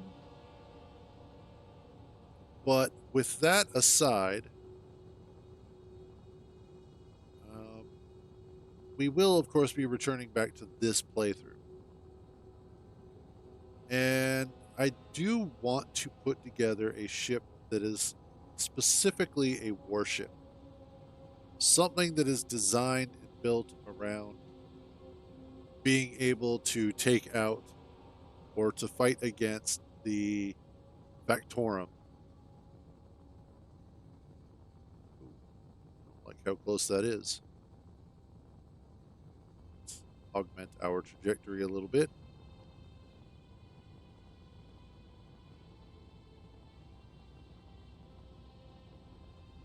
There we go. Now we're actually starting to get some spawns here. Because that was one of the things that we were talking about the other day was just not enough spawns.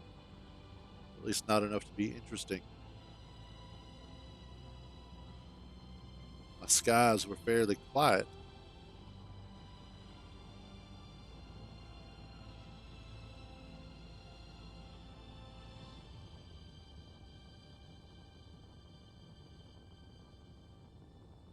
But as far as the warship goes, I'm not sure if I want it to have. Well, I don't want it to have a refinery. An assembler, maybe. But just for making ammunition or repair parts, that sort of thing. Because I think part of the problem is that once you get a ship that also has a refinery and assembler on it, that kind of just becomes a base. It's like, why do I need anything else at that point?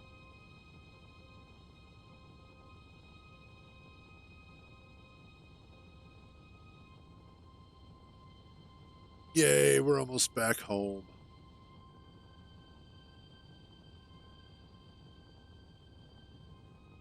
This has been. And I still have a bunch of ice, too.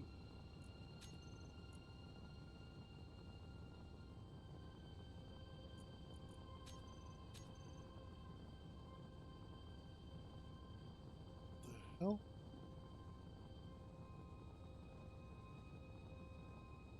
But so far, having these two ships connected has actually been a fairly decent design decision. They have worked well together. And we're almost back home. Yay!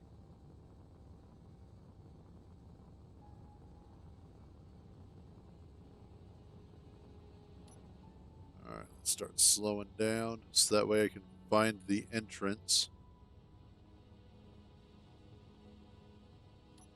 Because that's one of the biggest problems is I don't quite know where entrance is at any given point in time. I imagine it's going to be over here. That's the view of the planet.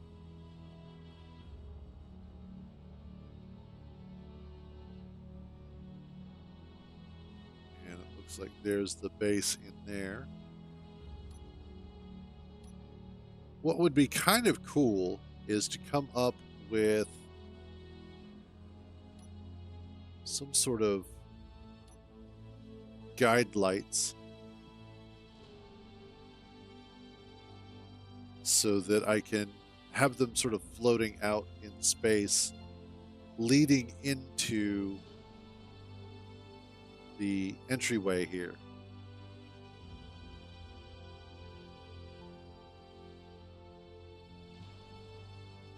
Yeah, there we are.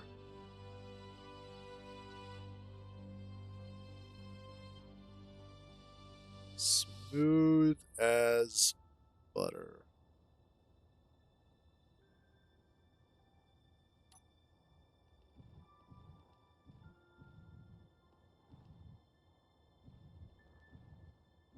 Alrighty. So let's see. I think let's get the mining ship disconnected.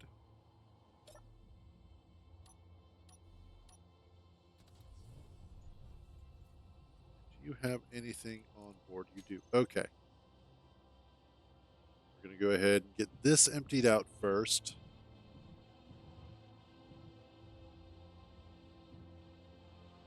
Wait a minute. Now my cockpit's broken. The hell is going on here?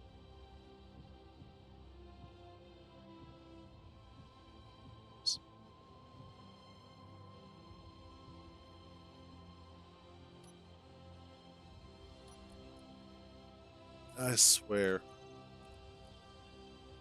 Oh, awesome. And that is cool. I can go ahead. Just drop this down out of the way for now.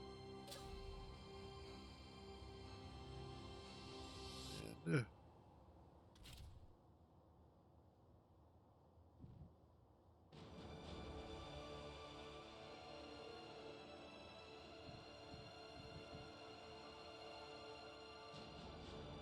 too much.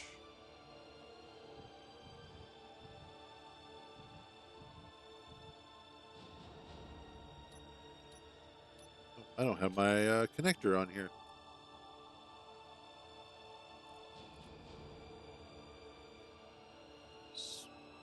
Switch lock. There we go.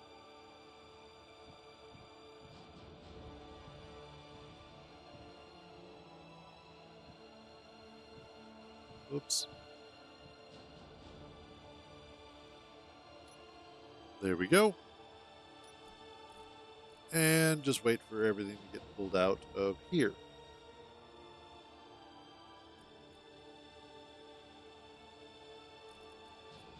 Or we do it ourselves.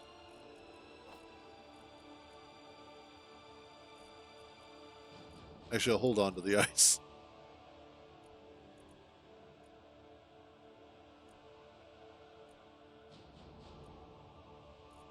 Why do I have a bunch of stuff in the survival kit? What the hell? Oh, that's probably from when I was initially working on the base. That's why. Okay. That would make sense.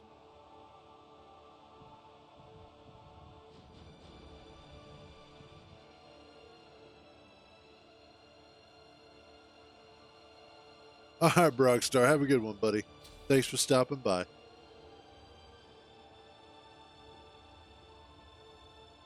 Oh, now you're looking correct.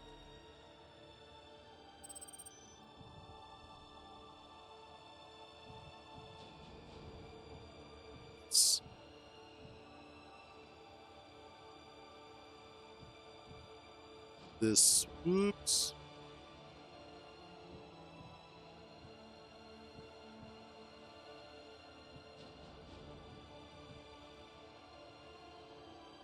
All right, now we're reattached. Excellent.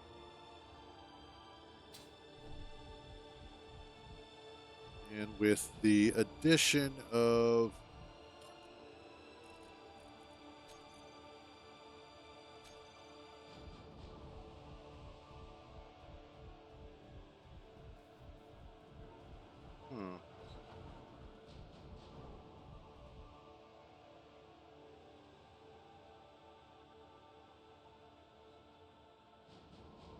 think that is on scouting mission.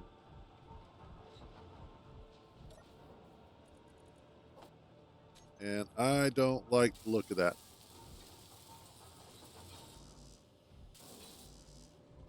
Okay.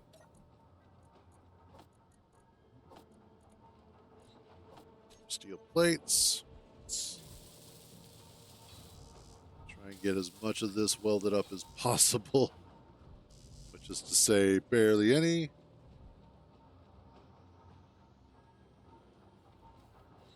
All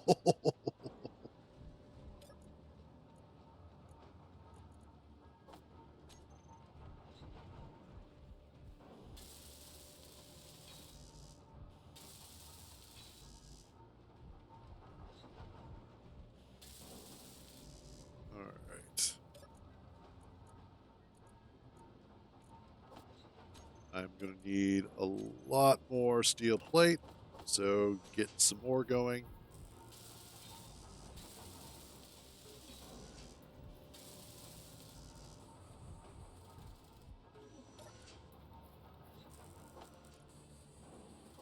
Oh, also, how's the battery doing?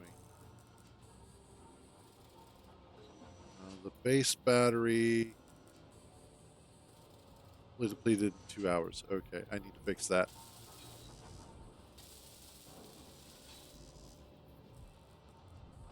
Because as it stands, I'm not currently recharging it. So I need to fix that.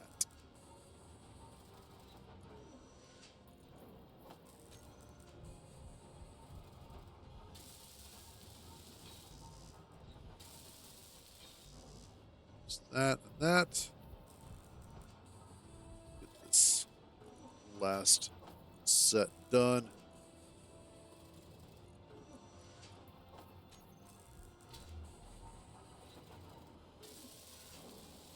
Then it's just a whole bunch of metal grids that have to go in here, which is going to take a while because they're kind of heavy.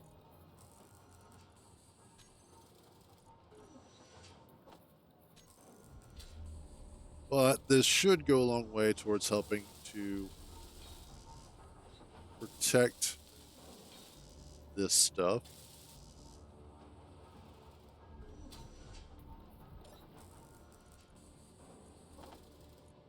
That, that.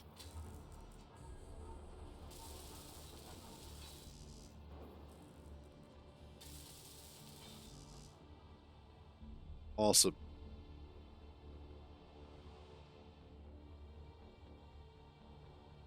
That will be beneficial because it'll be hard for them to get a shot like this and hit anything vital, but it'll be much harder for them to get direct hits on this as well, since there is this wall of heavy armor here, which is what I wanted. I wanted to make sure that at least from the main directions that it was going to be hard to hit anything important here. Plus, the refinery will also act as a form of defense because of the fact that it will help block anything coming from or trying to get through to in here.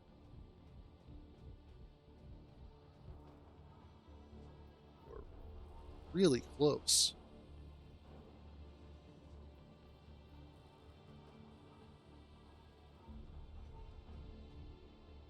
All right, next thing I need to do is I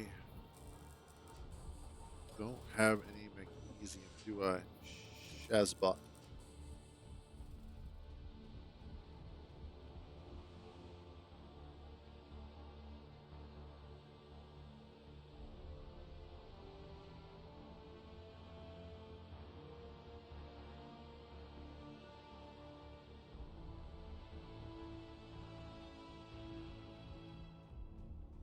I'm a little bit concerned with how close these guys are slowly getting, as it will make it difficult for me to get out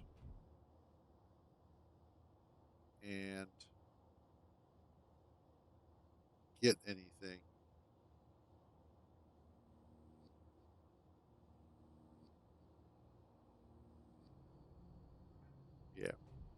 we're just going to have to go with what we've got and make the best of it.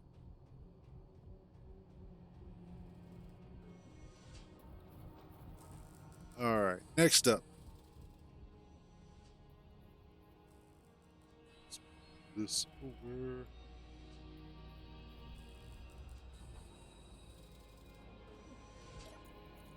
Binary. What are you working on still? Platinum? Awesome.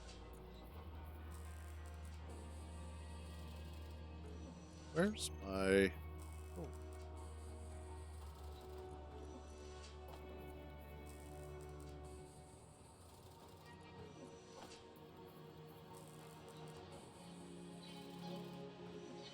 There we go.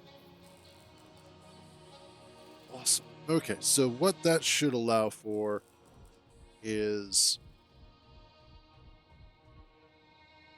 You know what? I could potentially... Ooh. Oh no, those two are together. That's not what I want. That's definitely not what I want. Maybe they'll go find the pirate base and attack that. That would be awesome.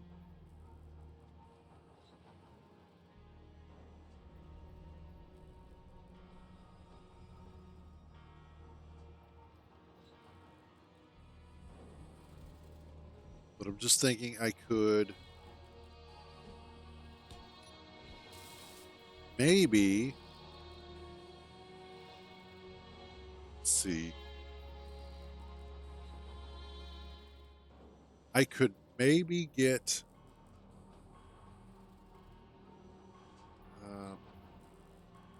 let's see. I'm trying to figure this out. Okay, I could go ahead and I could put a couple of the Gatling turrets on the base. Use the ammunition that I have in the space dart. Because I think I've also got some extra ammo in here. In fact, I'm fairly certain I do. Yeah. I should have brought more.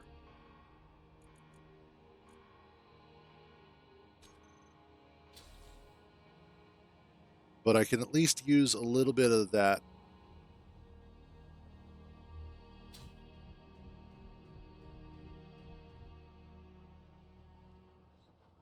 And that should help add some protection.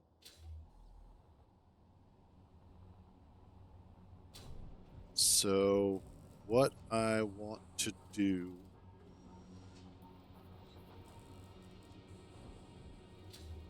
is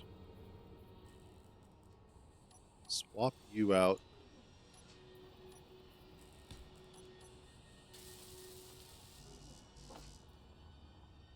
for the junction.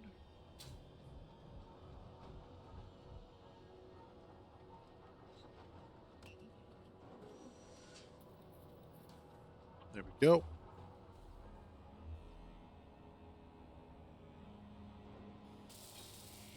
Awesome. Then I can... What do I have on me? Okay, good. What I can do is add...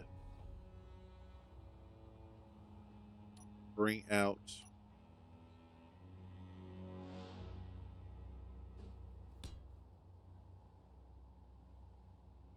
Let's T-junction this. Wait. No. I need some interior blocks, and I need interior blocks, or interior plates. Wow.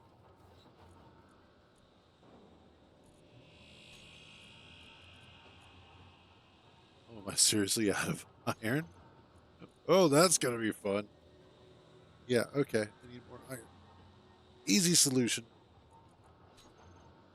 Let's grab... Let's get some of those being made.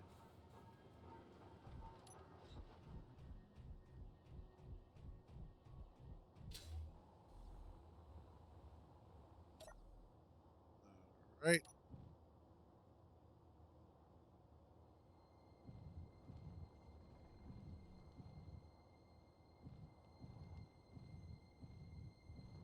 And then once I get iron and get the junction made, what I'll be able to do is set up a couple of the Gatling turrets with what ammo I have available in case those get too close.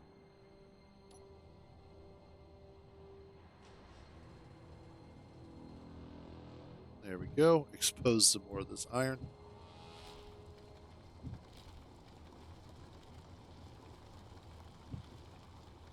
I'll also go ahead and put an AI defensive block on. So that way they will be able to react a little bit sooner if the drones there get too close.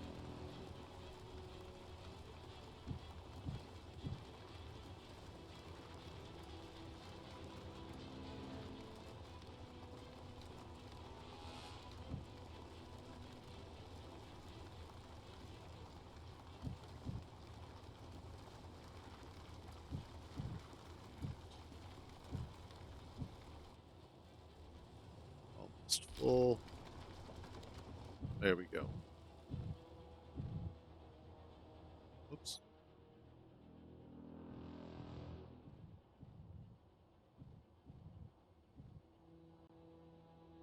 Yeah, switching this over to ions is going to save me so much fuel. It also means that I'll be able to put a reactor on it.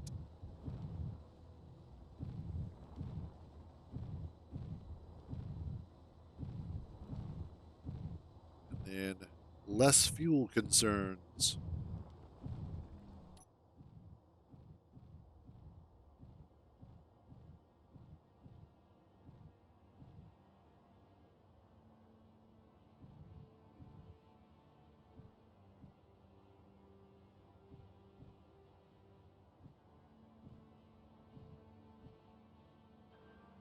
Oh, I'm on all sorts of off. There we go.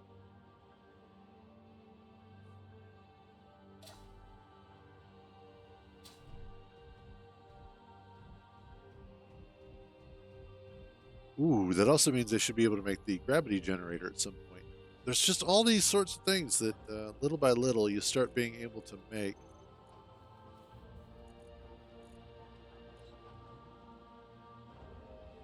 Get iron in here. Start making that.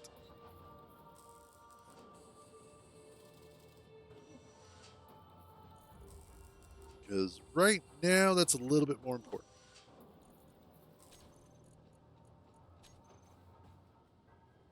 Interior plate.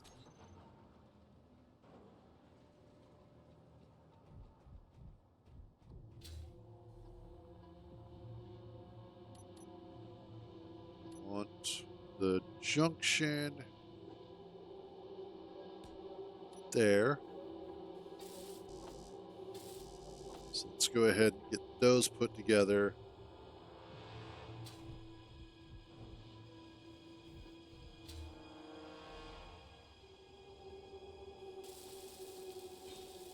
This is the one thing that I was just a tiny wee bit worried about with the exploration is triggering some of the modular encounter stuff.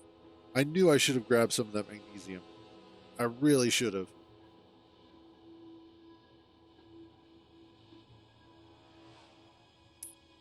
I could maybe get out to that.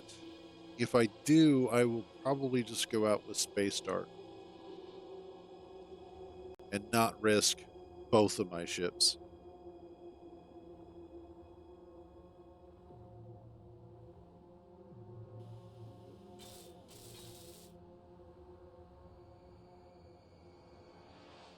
All right. Next up, I need a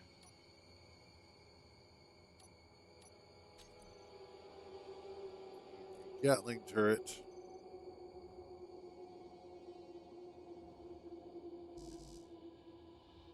Unable to place.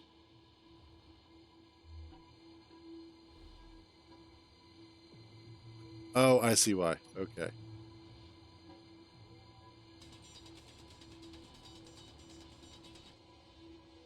Have to be a little bit destructive down here, I guess. There we go.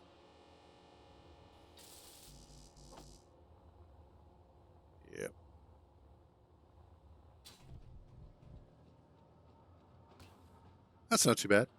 Pretty easy to build. And then the only other thing that I need to add is the AI block for defense. And we should be good. There we go.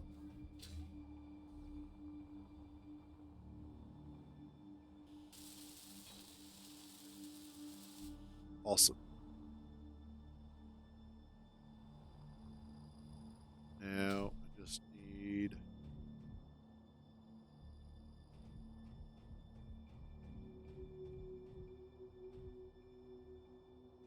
Actually, right here probably wouldn't be so bad. Let's see, the defensive one. Go in here. Hopefully I have enough stuff for it.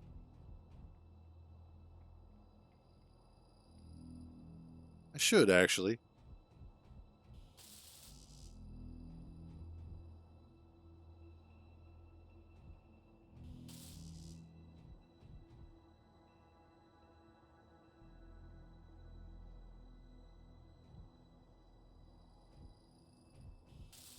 Actually, if I take any ship, I'll need to take the drill ship so that I can get the most out of it.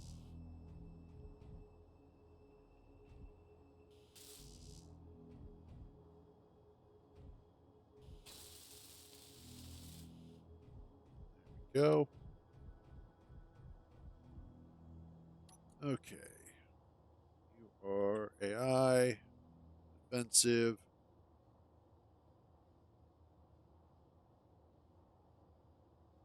Target.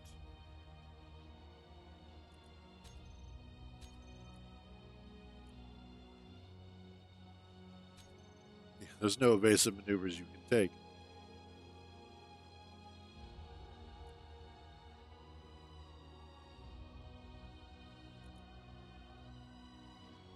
Okay. And that should be it. Really?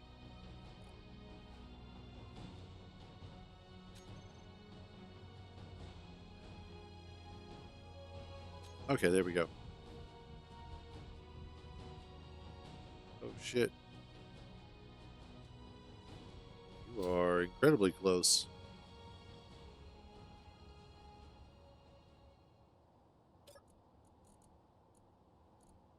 All right, give me 30.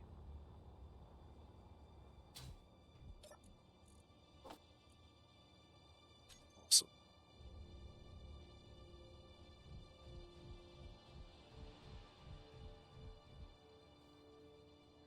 Makes me a little bit nervous. Now, it'll be funny if this actually gets into the flight path of those. I don't think it will, though. I think it's far enough away.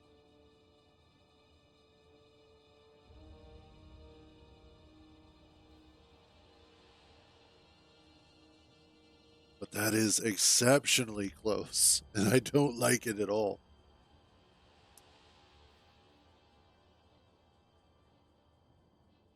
Okay. It's going away. We should be fine.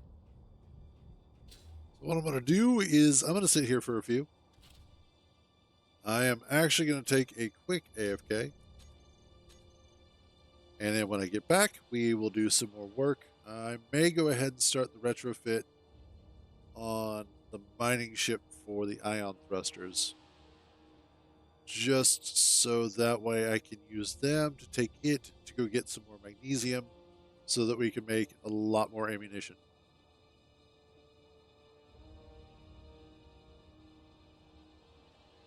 God, that's making me uneasy. Because that strike claw is actually getting closer. Okay, so save this, and I will be back in just a few.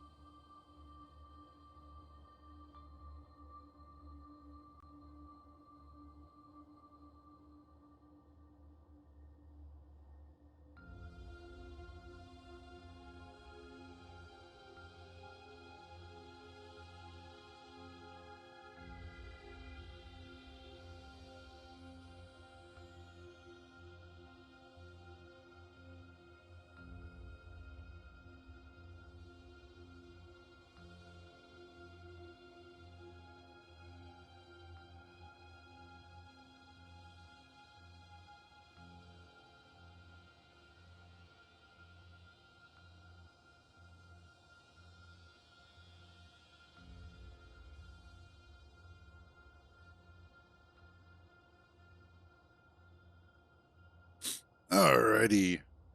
Here we go. Got some food in my belly. Leftovers from last night, which the dinner was delicious. It was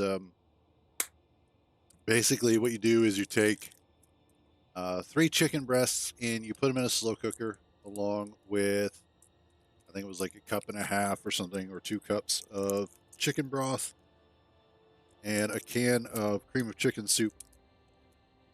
And you just let that cook for about 6 to 7 hours on low. And the oh, really?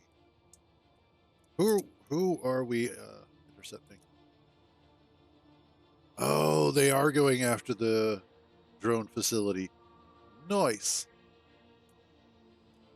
But let that cook for the 6 to 7 hours, and then afterwards, the chicken breasts are super, super tender. And so you shred up the chicken, and at that point, it's ridiculously easy to do. Then afterwards, you take a bag of egg noodles and you throw it in there. And we went ahead and we bumped it up to high and let them cook for another 15 to 20 minutes or so that the noodles got tender and also absorbed a lot of moisture. And then you want to make sure you stir it periodically so that you get them, all over the place. And it was so good. And then I just added some salt and pepper to taste, and that was so, so good. It was a really nice, simple, sort of chicken noodle soupy kind of dish without being too much. Because sometimes people can add a whole bunch of seasoning and whatnot that isn't even necessary. All right.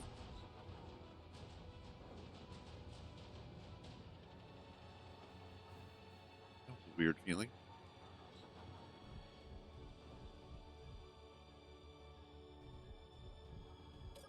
Let's see.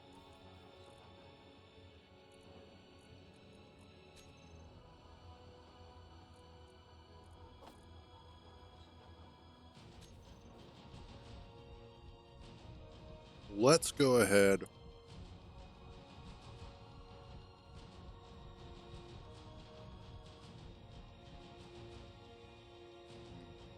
Okay. So what I need to do is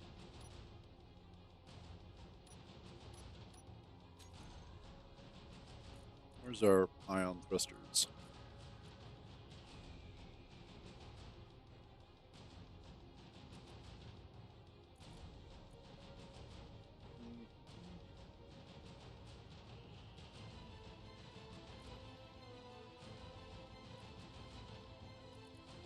Let's go ahead and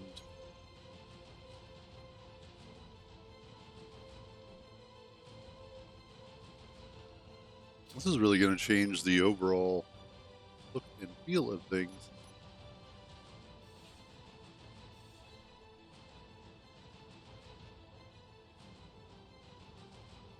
The other problem that I have is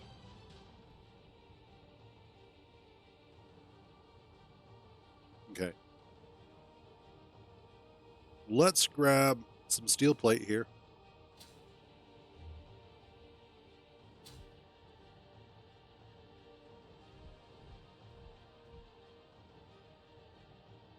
Oh, sweet. I think the drone facility took out one of those patrols.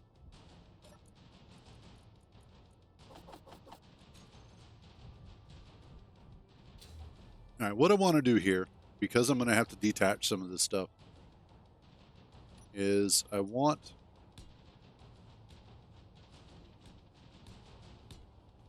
to make sure that these are going to be attached. So I need to brace these, and then I also want to brace it along here.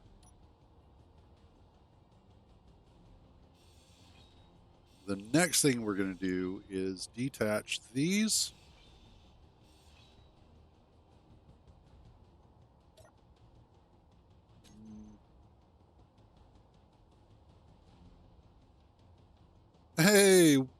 And not too bad about yourself.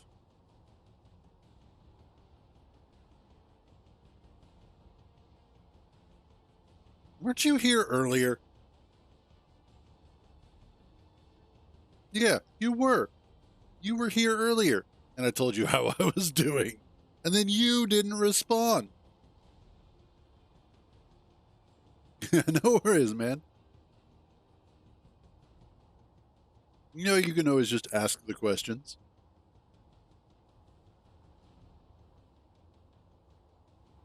But yeah, what's up? What you got for me?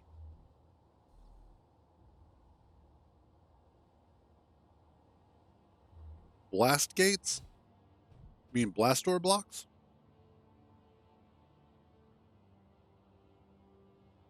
Or airtight hangar doors?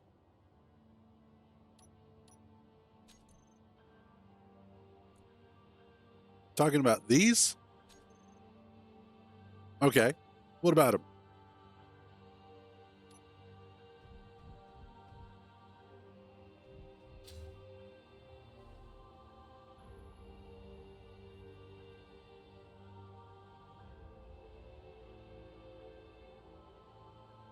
So there's a couple of different reasons why blast door blocks get used. The first of all, it has to do with their clipping or their their clipping box. So oftentimes they get used because it's easier to manage them as actual doors when you need them to move.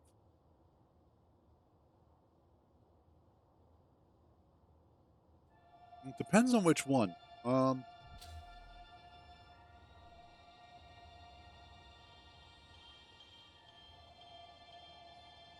don't have any on here.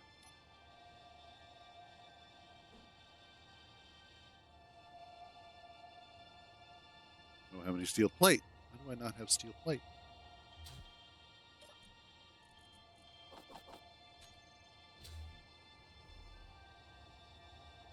So let's test these. Apparently, it looks like you can.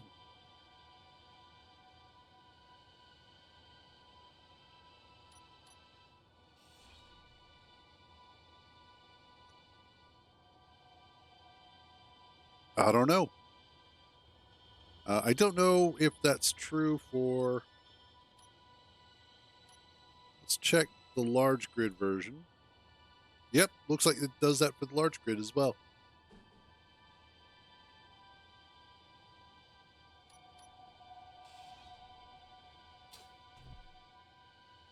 What I do know, however, is that they are useful for situations where you need the two doors to come into contact with each other, and you wouldn't necessarily want to merge block.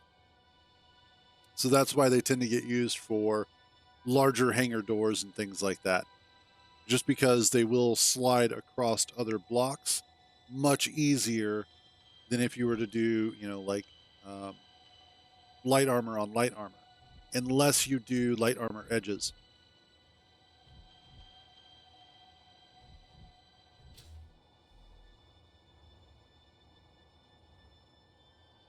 All right, there's that. Need to get rid of this.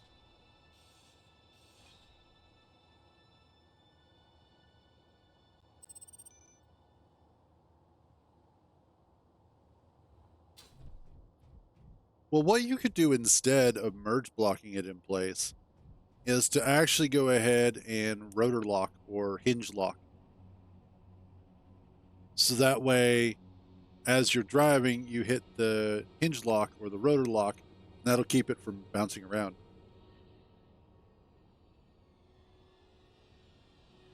Yeah, that's typically what I've used, or even, yeah, like you said, that the half cube or these guys here, because their tips, if you put them tip to tip, won't actually merge with anything.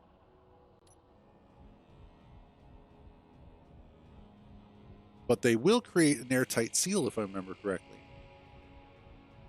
if you do it right.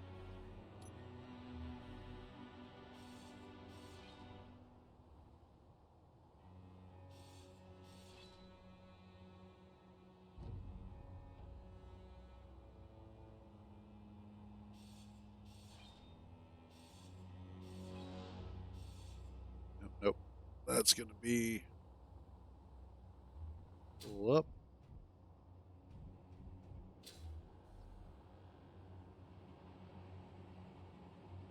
Yeah. Because I remember, I think Splitsy did that for his rocket in Survival Unlikely,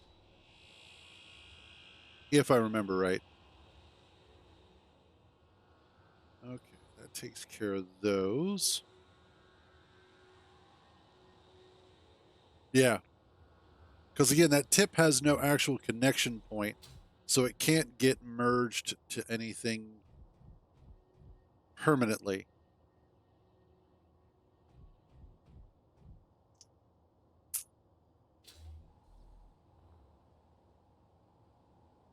All right. As much as I hate to, I'm going to have to go ahead and waste a little bit of this. There we go. Also, going to have to waste the hydrogen that I have built up. Unless I go ahead and add hydrogen tank in here. What if I do that? Yeah. Let's throw in, because I've got that there.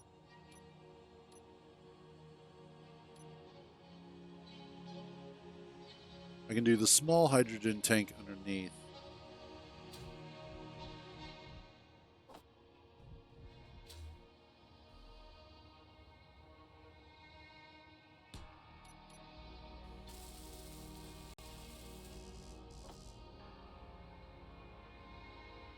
And then vent out.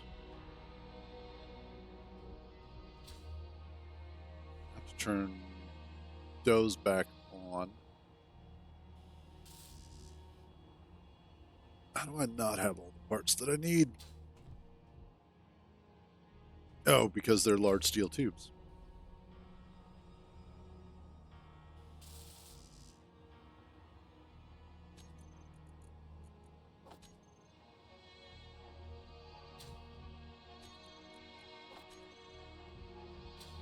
Recharge real quick.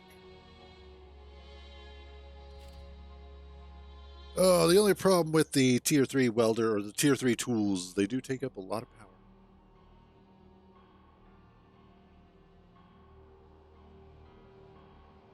And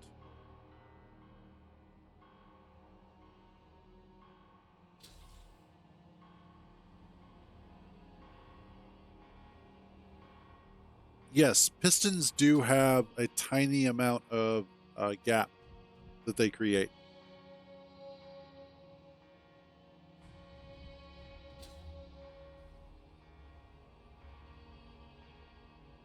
That's why if you're gonna set up a piston to act as a door of some sort, what you want to do is actually have the piston extend just a little bit more, and then set its minimum distance to whatever that is. So instead of it being like, give me a second here, let me finish this up, and then I'll.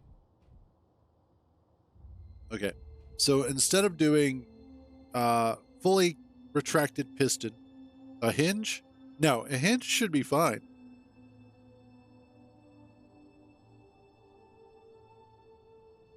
A hinge shouldn't have any gaps at all.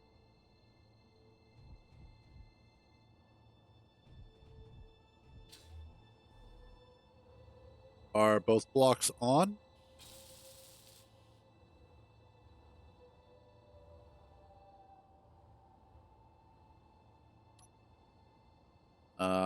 Are they both lined up correctly?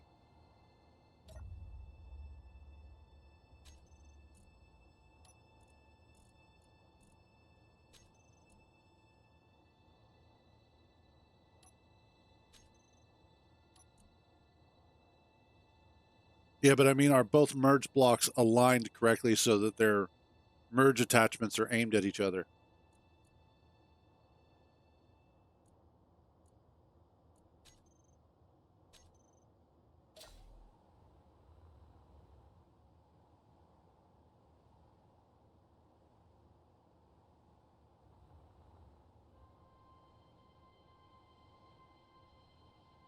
There we go.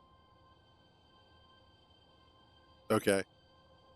Other than that, I don't know.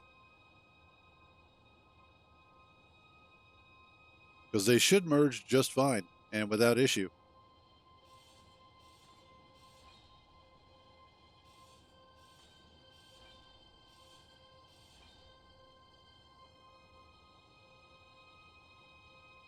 All right, what I can do here, especially once I get rid of these and these.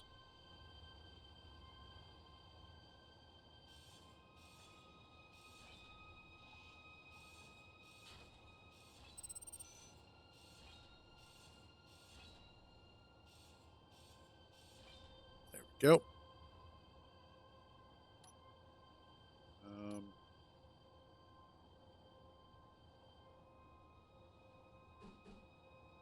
Yeah, honestly, I don't know why you'd be having an issue. You might want to just save and reload. That can sometimes have a profound effect. You know, the old turn it off and back on again.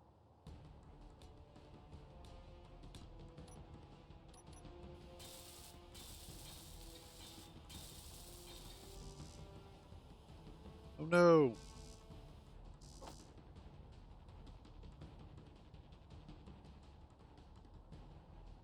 Oh, I just realized that's not going to work.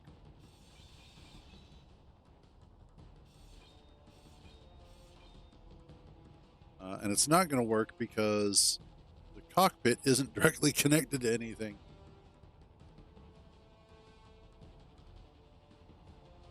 So I do need to do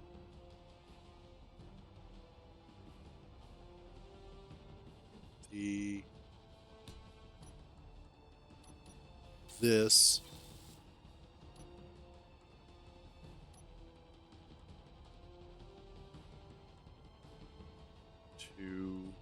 Nope.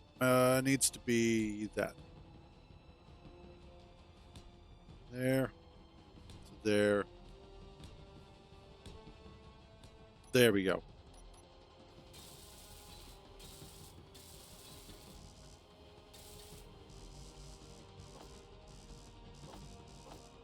I was hoping I wouldn't have to do that and I could get away with cleaning that up, but oh well.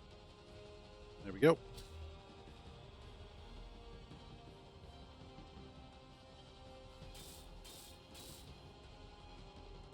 Unless, no, I'll leave it. I'll leave it as is. Because I was thinking what I could potentially do is run one side into the other or run the conveyors along here, but I don't want to do that because that'll get in the way of the thrusters. All right. So now that those are reattached, my drills should be in good shape.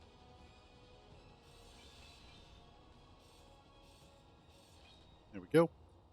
Now I can go about adding my ion thrusters.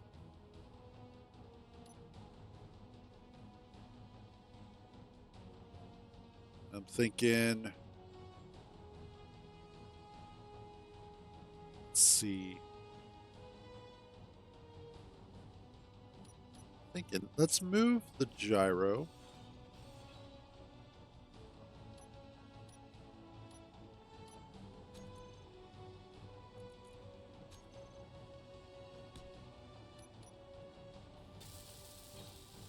There we go. And let's also move the ore detector.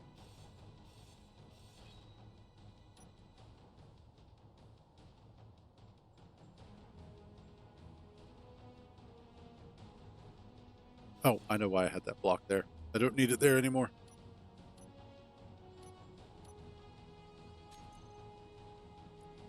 Ore detector goes there. Excellent. So now I can go ahead and put big boy on each side like that.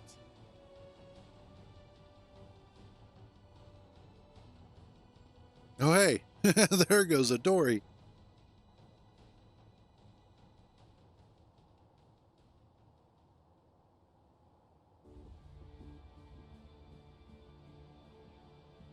And then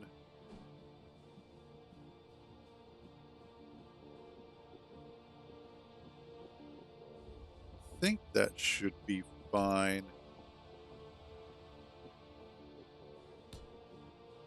Actually, you know what? Let's churn these bad boys.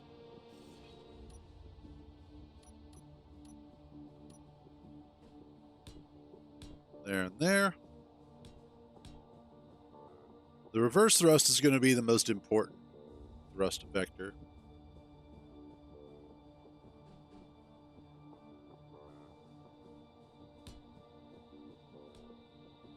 Get two that way. Oops.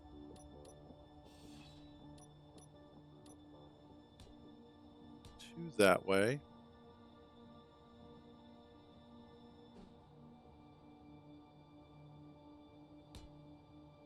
Couple down.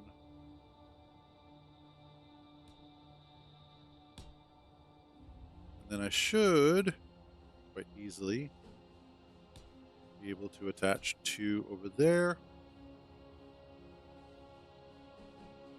And two there. And then the only other thing that I need to do is a reactor of some sort. Which, well, a reactor and probably also an oxygen tank.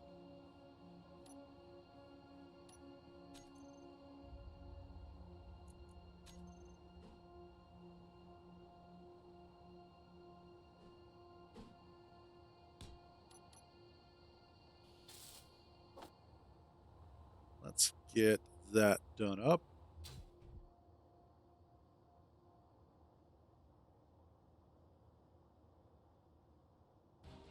And then hopefully we'll be able to make everything that we need for our thrusters. There we go.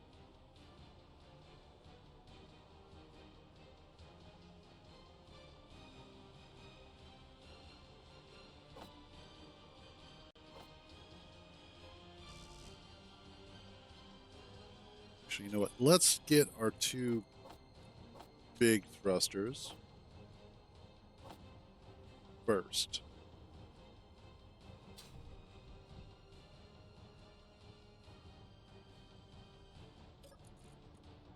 Let's see if I have everything I need. Gold, the cobalt, the platinum. Awesome. So if I can at least get the large ones done, then I know I have enough for the small ones.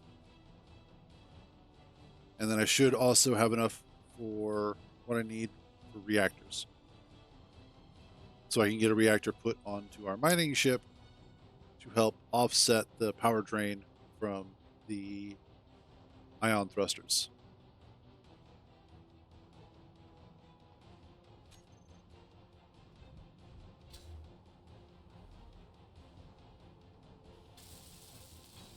Generally, as a rule, I tend to stay away from ion thrusters because I typically make vehicles that are both for space and for planets.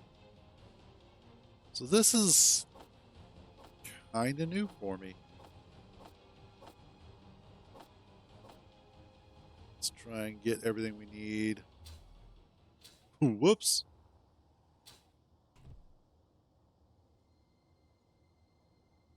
Just need like 8 thruster components.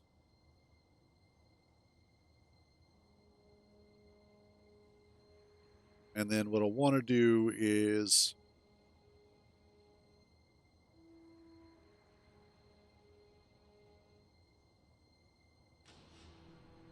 Yeah, give me just a second. Let me finish up this stuff real quick, and then I'll do that.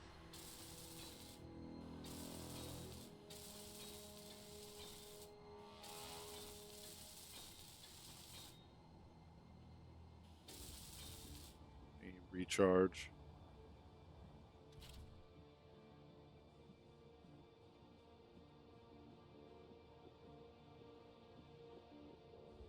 That is weird. Okay.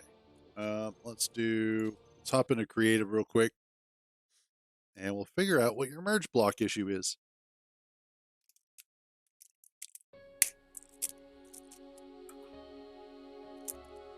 Okay.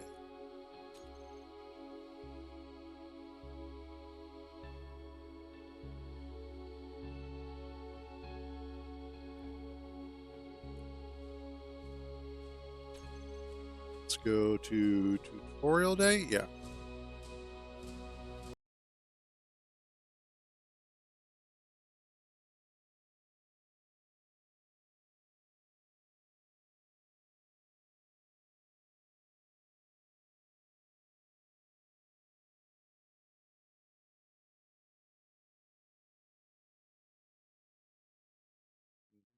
Mhm. Wait for this to finish loading.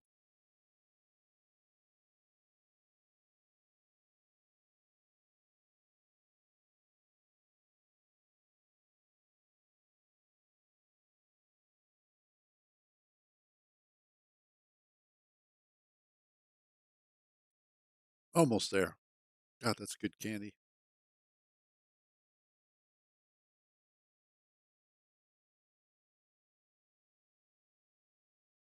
And you're doing this on small or large grid?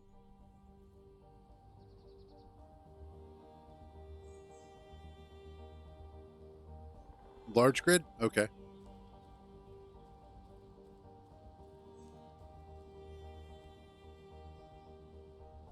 Okay.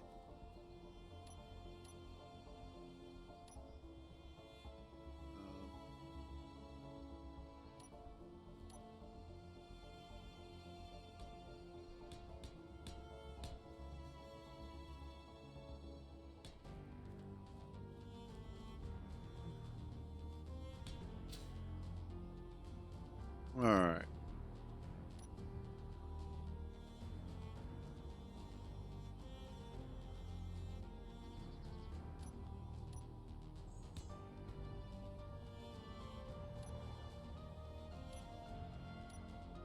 Let's get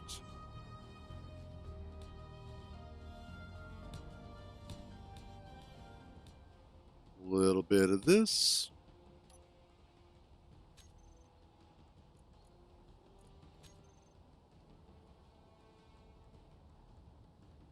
Let's also make it daytime.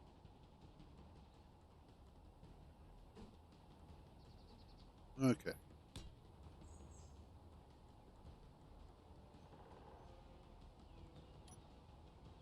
Need hinge.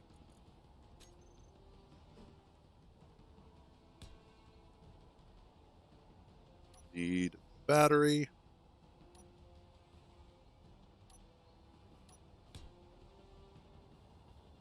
That is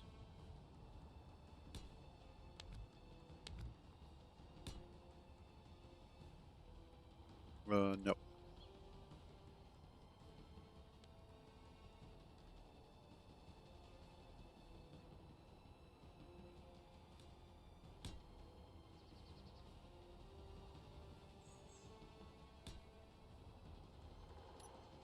Okay, we will set your upper limit to 0.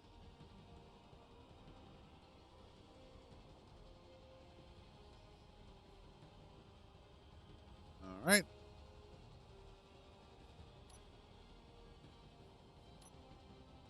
I need merge block.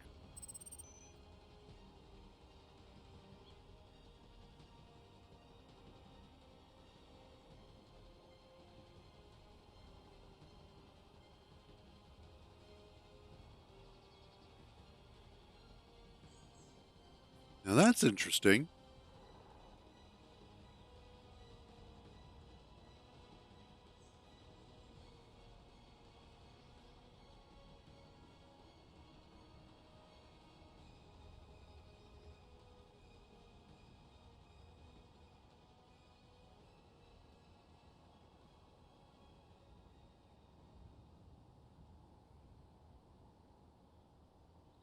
That should work. I don't know why it's not.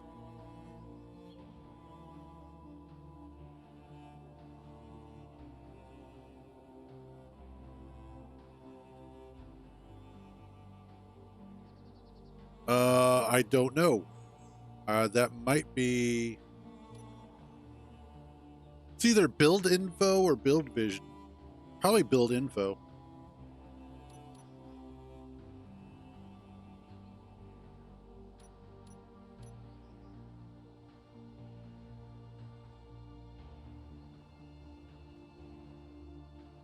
But yeah,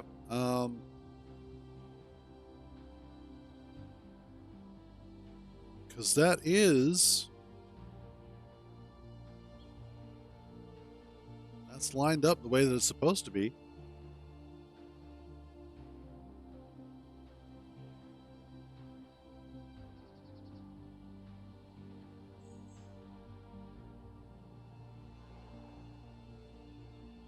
I don't know why that happens. Truth be told, I don't use merge blocks enough to really be the voice of authority on how they should work, but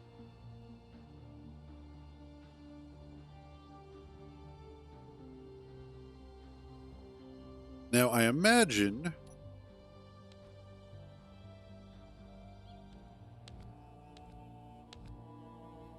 if we did piston instead,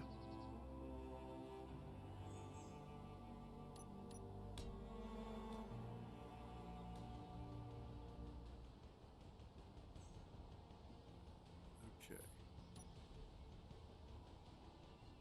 our minimum distance, let's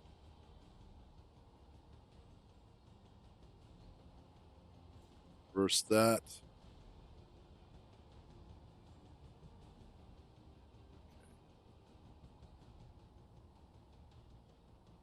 Let's do 2.25.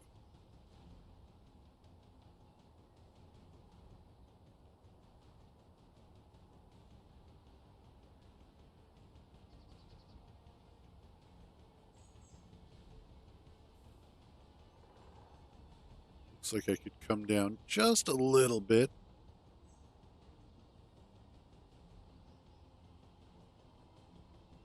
About 2.4.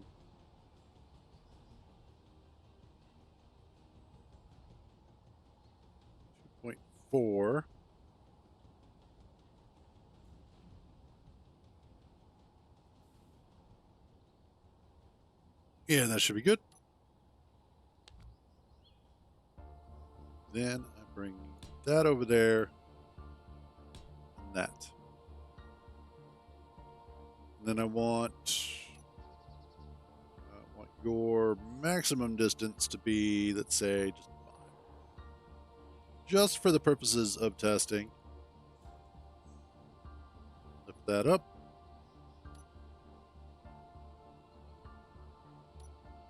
Go.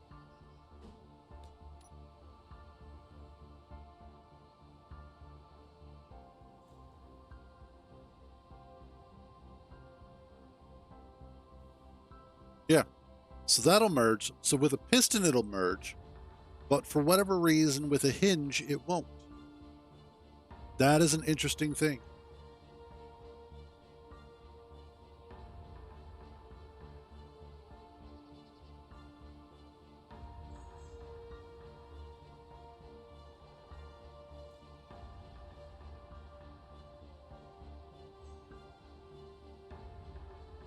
Oh. Now there's a little bit of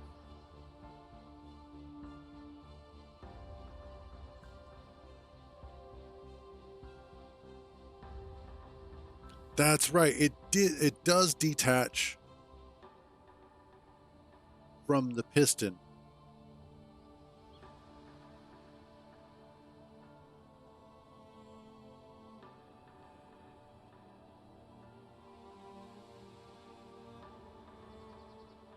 Merge blocks are a pain in the ass. I think that's generally why I tend to stay away from them for the most part. But there we go. So we have figured out a couple of behaviors. Hey, hollows, and absolutely.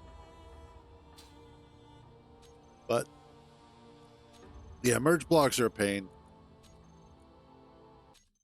They're really most useful in situations where um, that they do. And that's one of the reasons why I have them on the back of the Space Dart. Because of the fact that it is really easy to attach two vehicles that way. Like connectors work, but using a merge block to kind of straighten everything out really, really helps. Let's see about finishing our retrofit for the mining ship, and then we can test it out, see how well the new ion thrusters are going to wind up working. Oh, that feels good. Nothing like a heating pad against the lower back.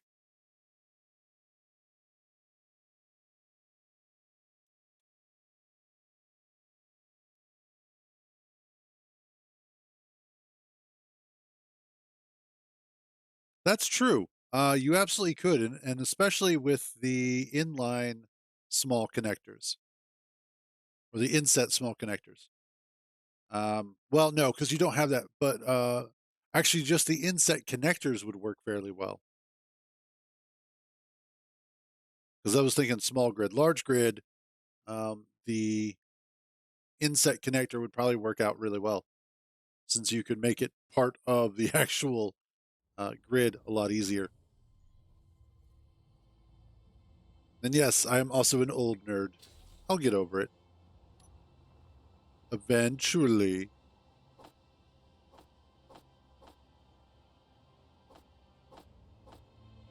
There we go.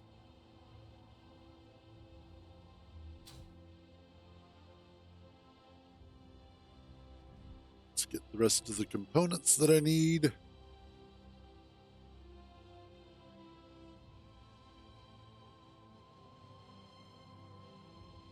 And just 4 more. There we go.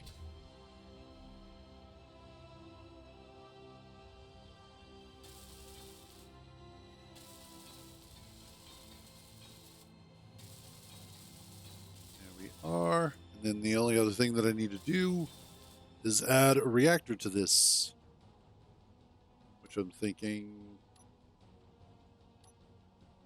probably back there.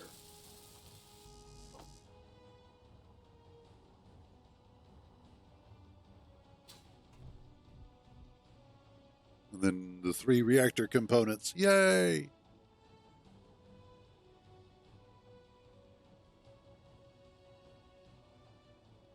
Come on. There we go.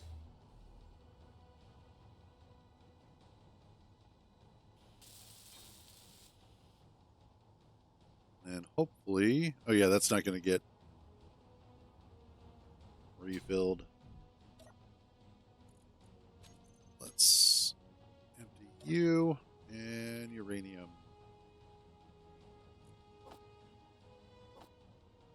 That ought to be good.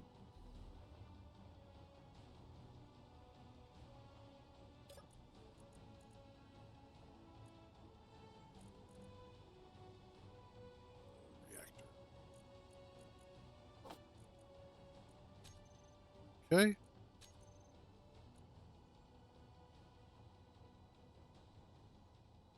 Small cargo. Meet actual cargo.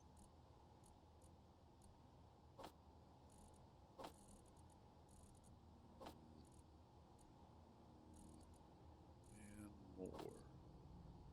There we go.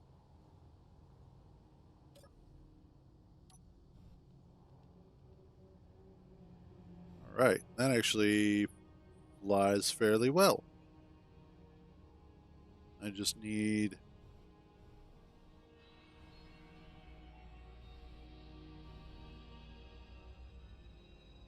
Okay. Yeah, what's up?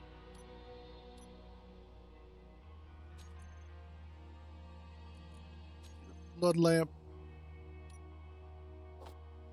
Oh, you're not going to be able to pull that out.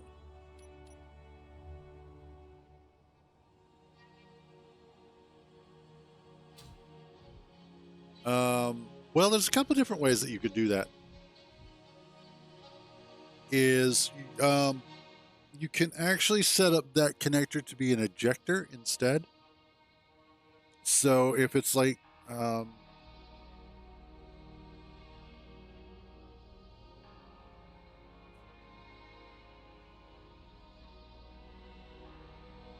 actually it can. What you can do is put a what you can do is put a connector underneath, and then put that connector on a piston, so that the piston can push the connector up that little bit of gap that it needs to in order to connect to the rover. And then when it's done and you need to disconnect it, you just lower it back down to floor level again so that you can roll right over it.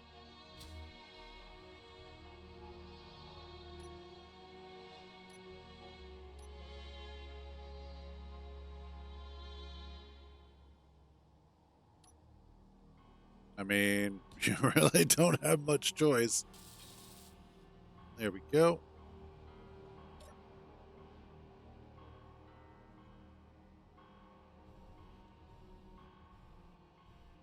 All right, let's go grab some ice. This is going to be the real test, is putting some weight in this.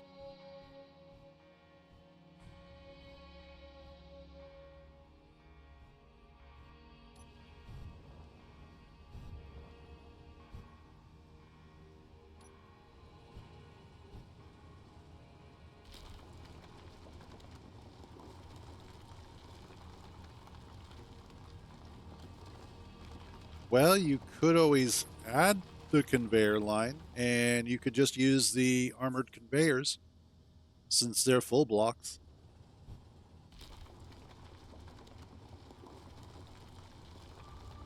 Especially if that's a concern.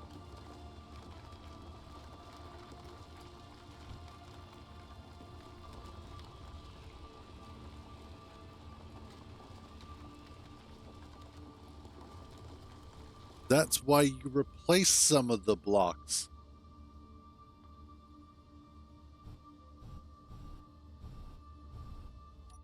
Okay.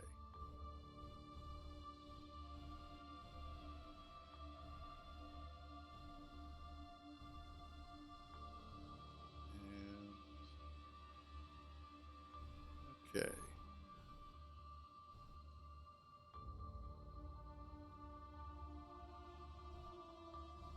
That's the other problem with ion thrusters, is they're a little weak.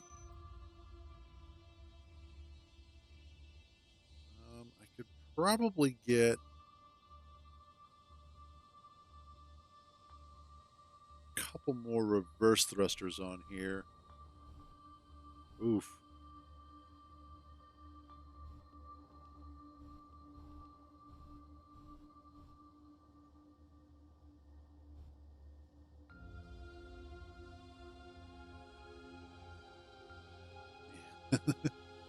Ion thrusters are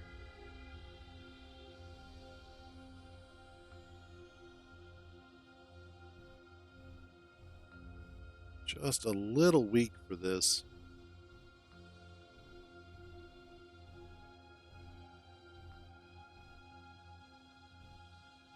There we go.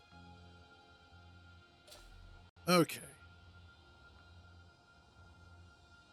You are turn stockpile off. And then the next thing I can do here so I can get that hydrogen engine back on and running.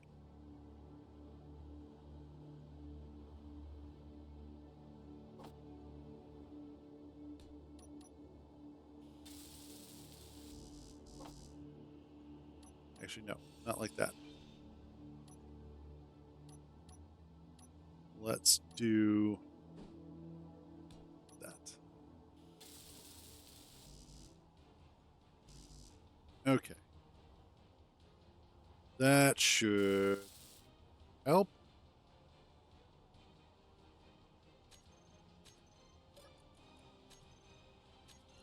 Making anything? Okay.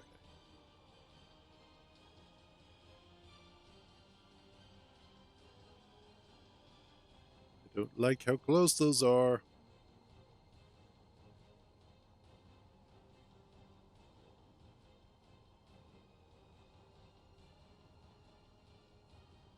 But at the very least, once I get this done, I will have power going again. I could just make a reactor for the base, but I don't really want to yet. Not until I have more uranium available. There we go. Especially because I do have ice like right here, so I might as well take advantage of it. There we go.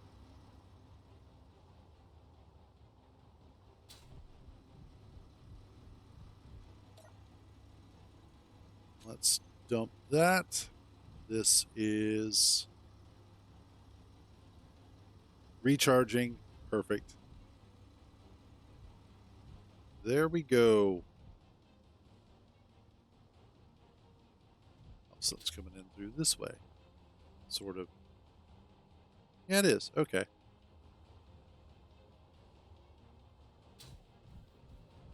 All right. Let's finish, hopefully, getting steel plates up and around.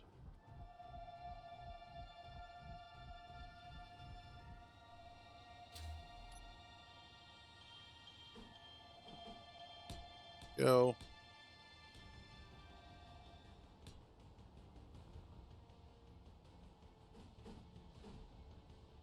Keep bouncing between action music and not action music. Make up your mind, game.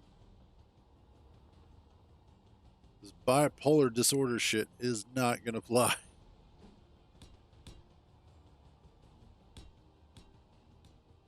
I think what it is because something is close that it keeps triggering action mode,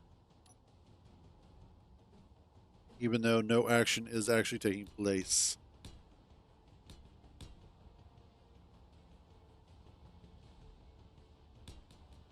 Let's get this in here.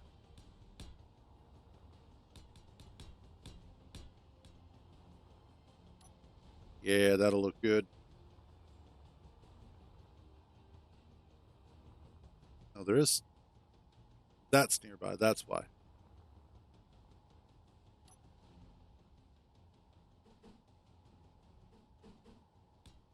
There we go.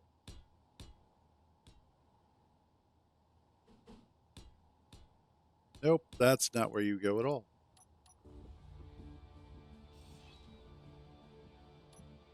And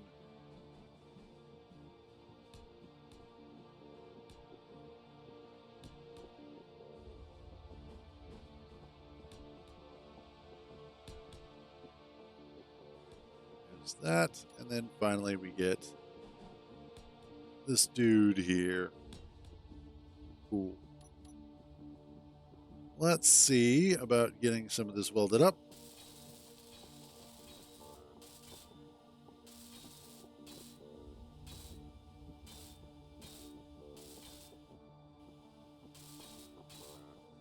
And hopefully,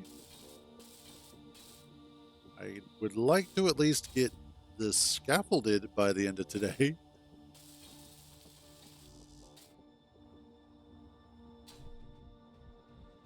Don't know if I'm going to get everything finished by then, but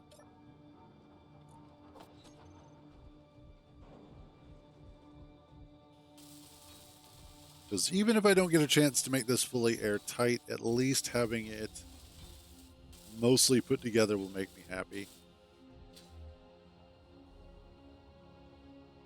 Also thinking I might ditch these larger thrusters here for just a bunch of smaller ones. Because these drain a lot of power when they're being used.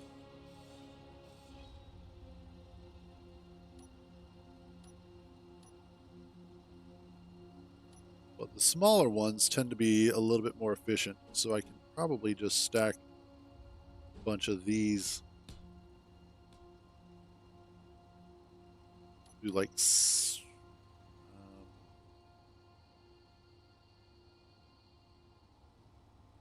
do 6. See how that works.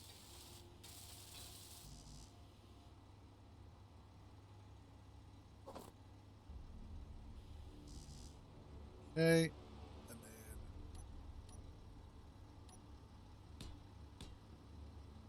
nope. It was back there. No. I said back there.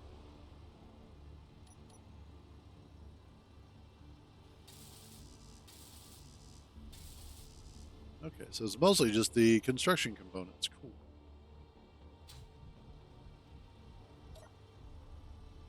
Oh, look at what I've got.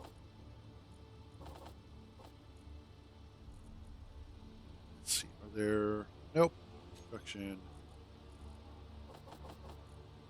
Get some more just in case. Because you never know when you're going to need more of this. Actually, you do know when you're going to need more of it. When you're completely out.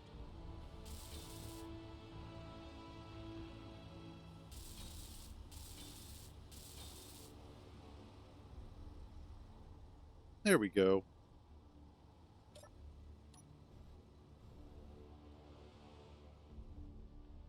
Yeah, that feels a bit better.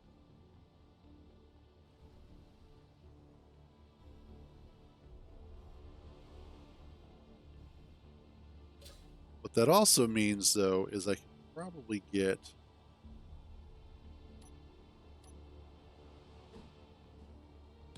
one more on each side.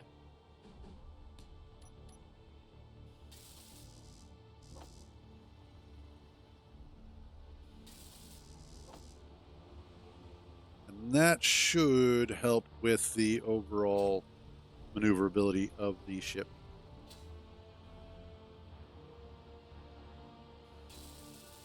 There we go. So now the only thing I have to worry about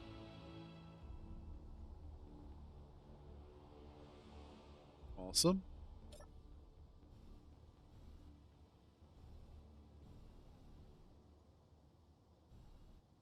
Yeah, that moves fairly well. So now the only thing that I have to worry about is just setting up my thrusters and just making sure I have enough battery power, which right now I have 104 days of battery power. I should be okay.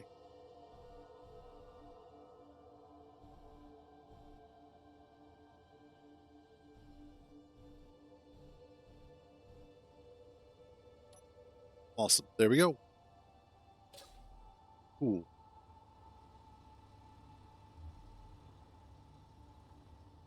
So let's go grab our steel plate again.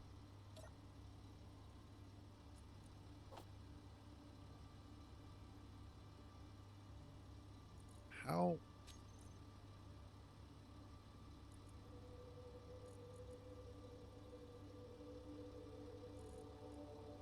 Don't understand how that works.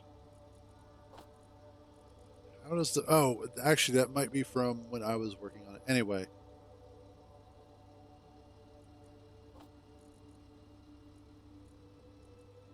It's just weird. Anyway, production. Get me more. Let's see. Should all be good. That wall. So really, I just have to finish off this wall, and I will be set. So let's do that.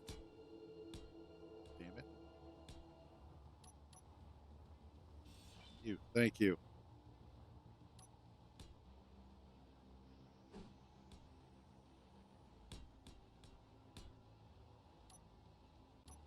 And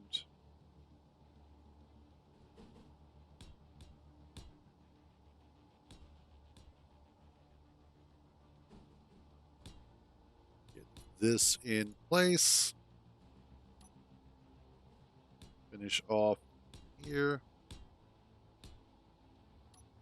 And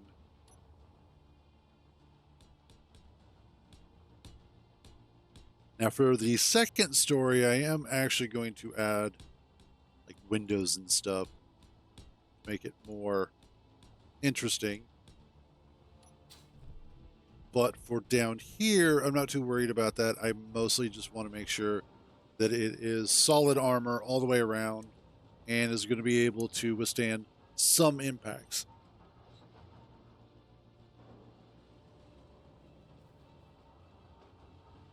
Good Lord, excuse me.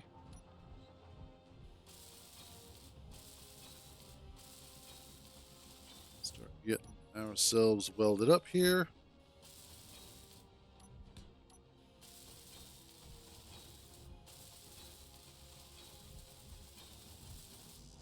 Oh no. Actually, this will probably be better.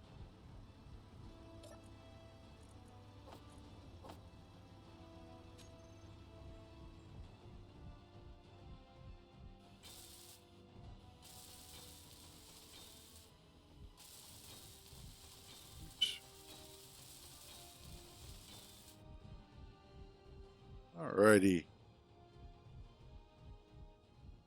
So really at this point, it's just getting all this crap welded up and making sure this interior wall is set up correctly.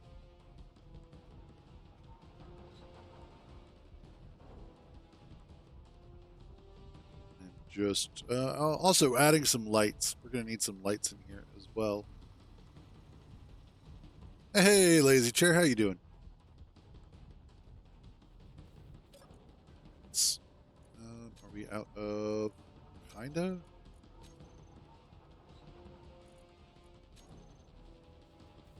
Glad to hear it.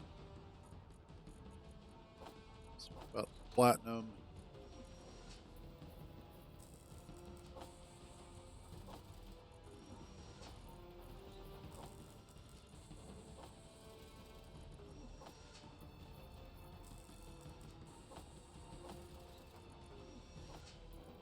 There we go.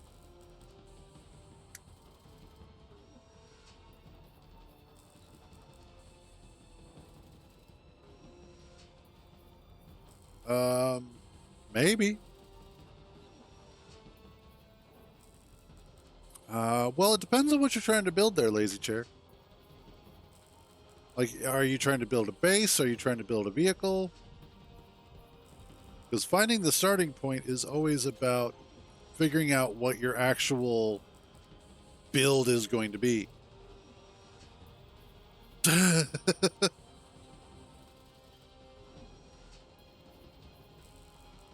Gotcha. Yeah.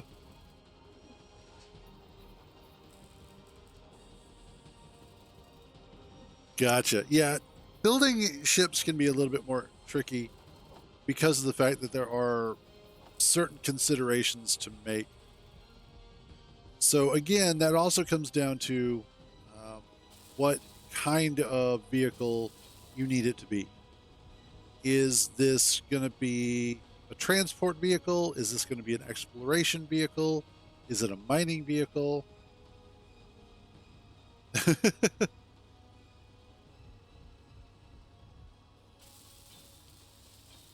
All of my ships look weird because I am weird.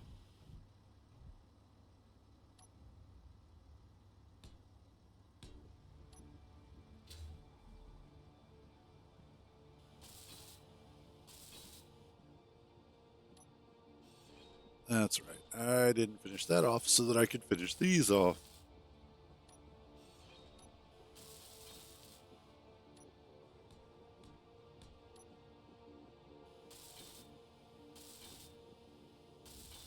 There we go.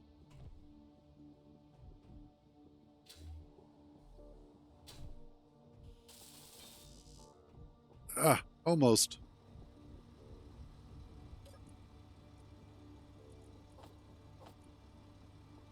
Need more steel plates. In this particular playthrough, I'm not playing with too many mods like I normally do. Normally, I have like, probably about 100 that I play with. So this one is more vanilla-ish. But let me out here. And we'll just do a quick look at the mods that I have on here.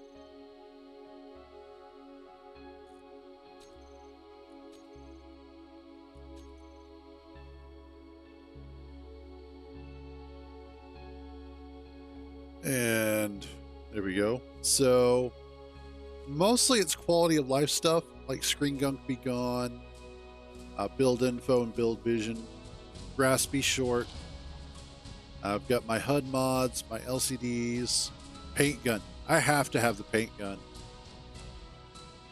No edges and smooth voxels are great. No sparks, sneaky sounds, modular encounters. Then automatic ore pickup and autofill bottles. The assertive combat system. Actually, I can move this up. Move shower lights up. That's for assertive. Assertive loot. In-depth LCDs is LCD images, as it says. More stuff for assertive. Dependent icon can actually go up here as well. And then sci-fi button images just adds icons that you can add to the sci-fi button panel. So things like hinges and pistons and whatnot, so it's easier to identify what the buttons do. And then the ore scanner just makes it so that the ore detector has a much longer range. And that's it. This is actually one of my fairly light mod loads. Like, I'm not even using weapon core with this. This is just vanilla weapons.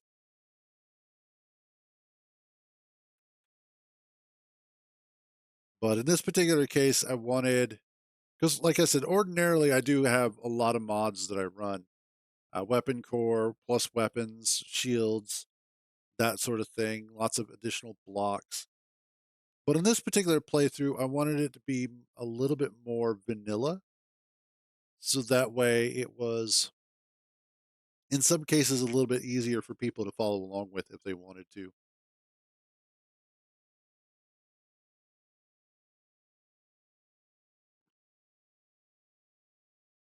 But in terms of starting a vehicle, what I like to do is identify what its function is going to be. So is it a hauler? Is it a miner? Is it going to be a rover? Is it going to be a flying ship? Those sorts of things. Once I have that figured out, then I can sort of figure out, okay, well, where do I want to start it from? Mining ship? Okay. Well, here's a great example of what I did with this.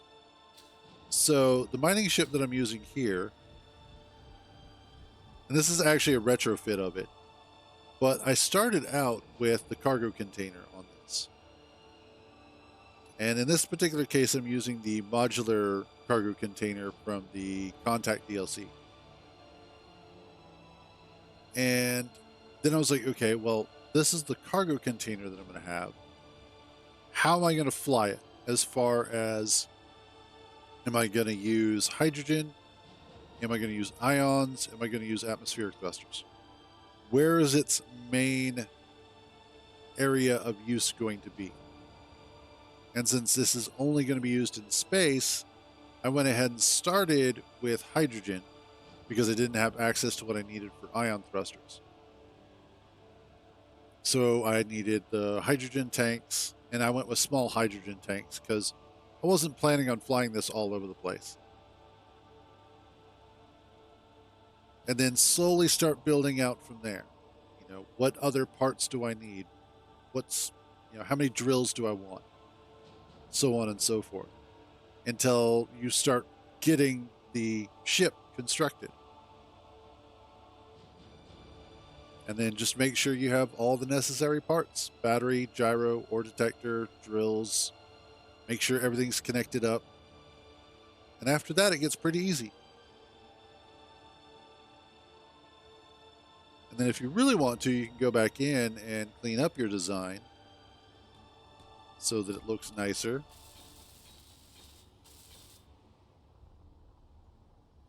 Make it look like it's less, well, thrown together, like you actually mean for the things to be there.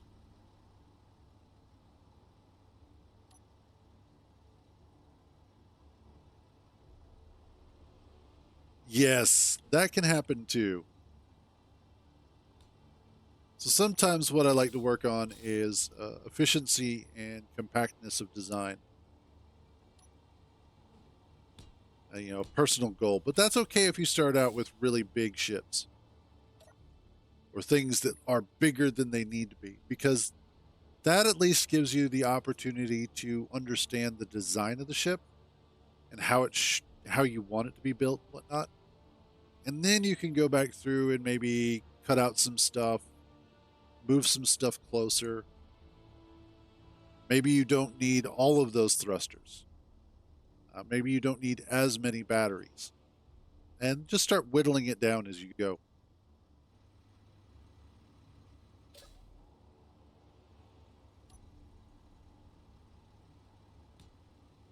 Let's get this kind of cleaned up in here. The other drawback to making something too big is that it can also be a little bit too heavy.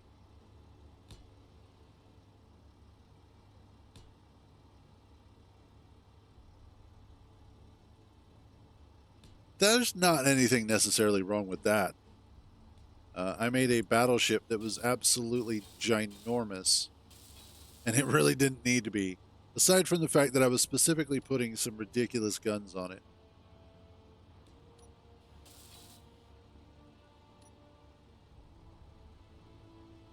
Yeah, there we go.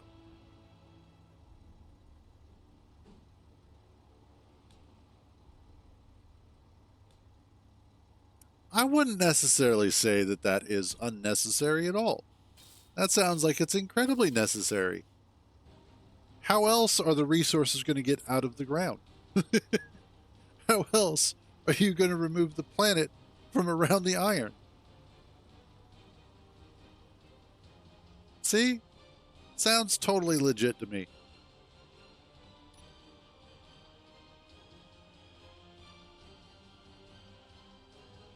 Let's see. How do I want to do this?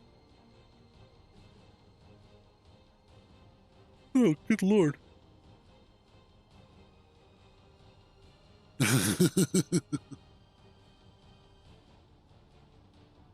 Well, it's like some of the mining vehicles that Tommy was putting together for giggles.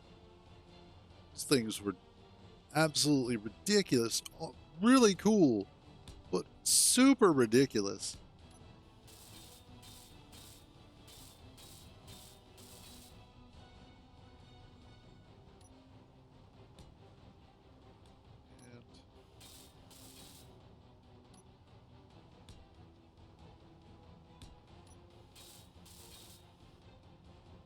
And there we go.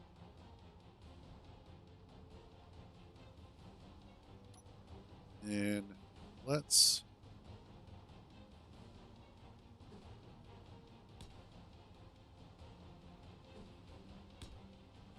put in some sort of like armor here.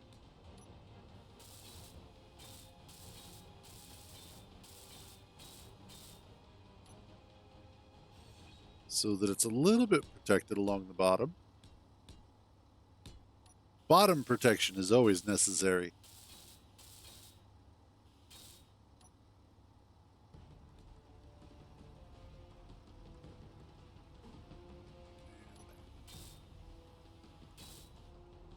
There we go.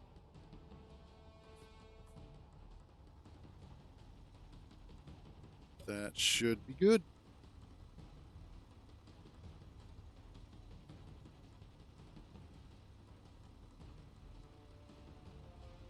blueprint it, I can do that.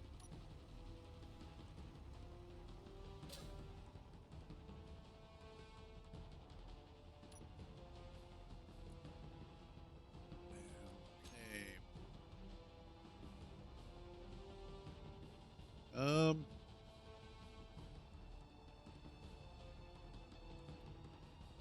Tiny ion miner.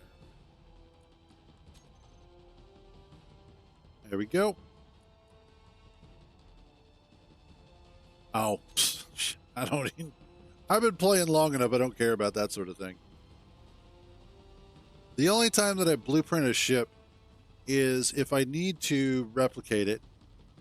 So it's something like a drone or anything that I need to be able to print it. Or if I'm going to be uploading it to the workshop. It's the only times that I will typically blueprint something. Other than that, I don't really worry about it too much because I usually remember how to build them. And if I don't, then obviously I wasn't meant to rebuild it.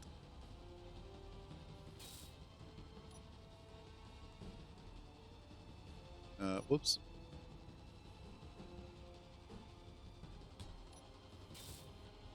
There we go. Do that there.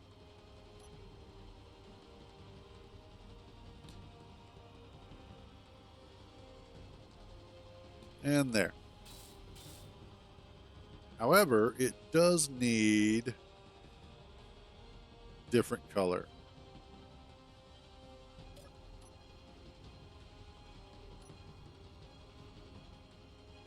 So what we're going to do is let's go for...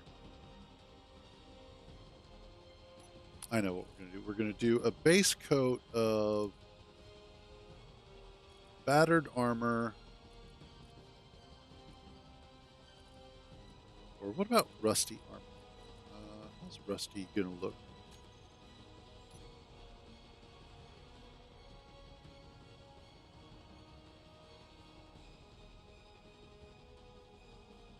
Nah, not rusty. If it was less rusty, that'd be all right. But let's do battered. That'll be a good start. And then do yellow.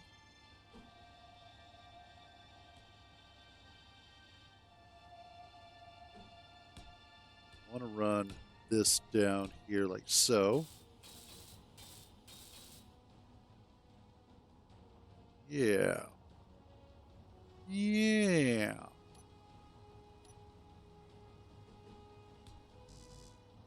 Oh no.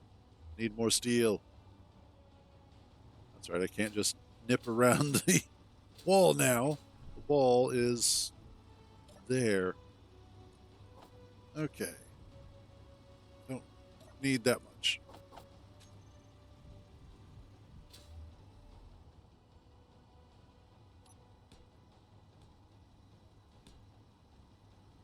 Far down did I do this? Okay, down to the edge.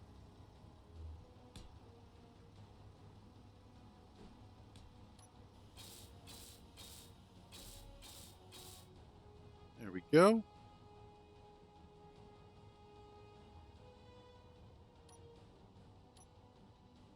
Let's battered.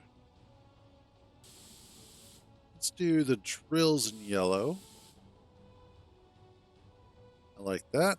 Let's also do the cab in yellow. Run that line there.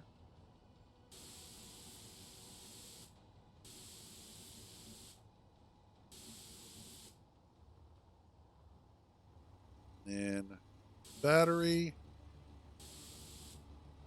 nectar, and then let's do those in the yellow as well.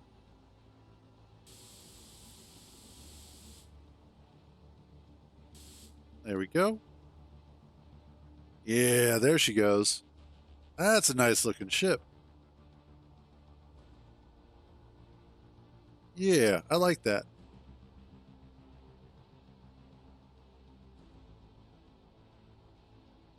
what I could also do,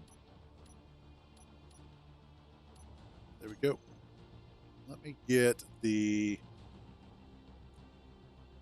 floodlight angled.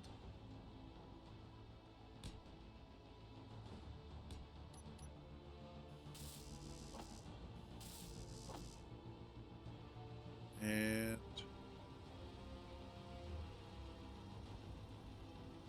oh, foolproof glass. I don't generally have a lot of that made. There we go.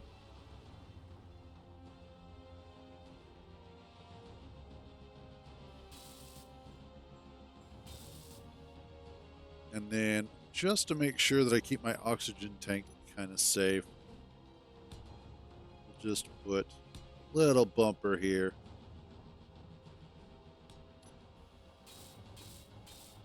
Awesome. There she goes. I like that. All right, let's grab some more iron. Flies fairly well. Doesn't use a ton of power. There we go. This one I may actually go ahead and put up on the workshop. I kind of like it.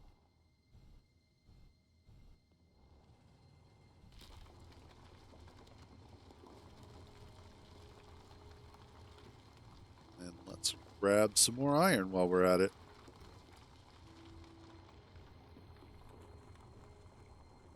The only thing that I would do to maybe make this a little bit better is to go ahead and add the stone ejectors to it.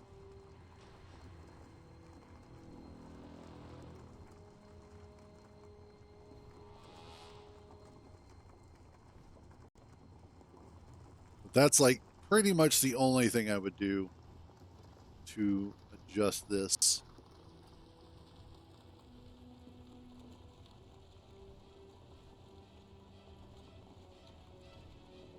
Almost done. There we go.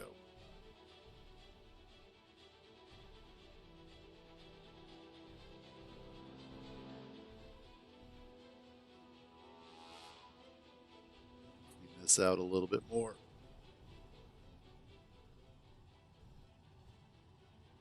There we go.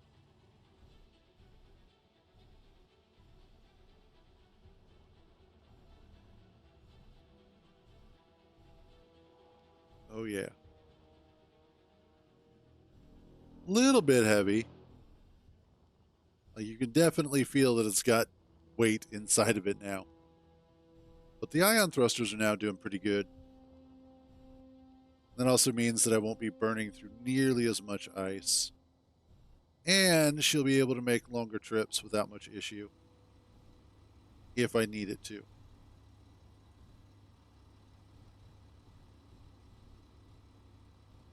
So net positive all around. There we go. I think, though, we're going to go ahead and wrap this up for today. Pretty good day overall. We have our first level basically ready. The only thing that it needs is to get welded up. And then I'll probably need to stick a vent somewhere around here so that way I can make it airtight at some point in time. Also need to finish off the batteries, although this one is mostly full. I know, right? What's wrong with me? But all in all, no, this is actually coming along quite nicely. I'm really happy with the way that this asteroid base is turning out. We're actually getting some good stuff done. And all in all, it's been a good day. We got platinum, we got gold. The only thing that I need to do is go get some more magnesium so that way I can start manufacturing ammunition here at the base.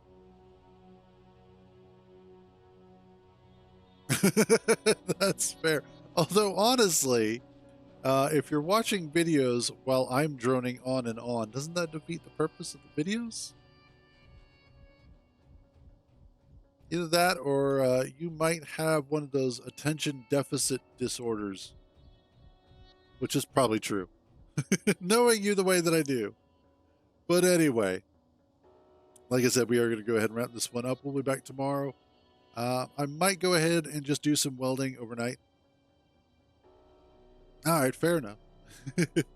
But I'll probably do some welding between today and tomorrow, just so that way we can get moving with things come the morning. But I want to go ahead and get started on the second level as well, so that I can get a more living area-esque place knocked out. And then we can start looking at perhaps putting together our first sort of, not necessarily a battleship, maybe a small fighter craft, something that is designed to have guns on it and to go attack targets, take them over, that sort of thing, and start working our way up towards the potential for a larger sort of destroyer or something of that nature. And then, of course, as a reminder, the 27th, which is this coming Monday, Space Engineers 2 Early Access comes out. I don't know exactly when that's going to come out, so it may be a situation where wind up doing Space Engineers 1 for a little while until SE2 comes out, and then we'll switch over to that. So we'll just see how it goes. Other than that, though, that is going to be it for today. As always, thank you all for joining me on these misadventures. So glad to have you guys along for the ride.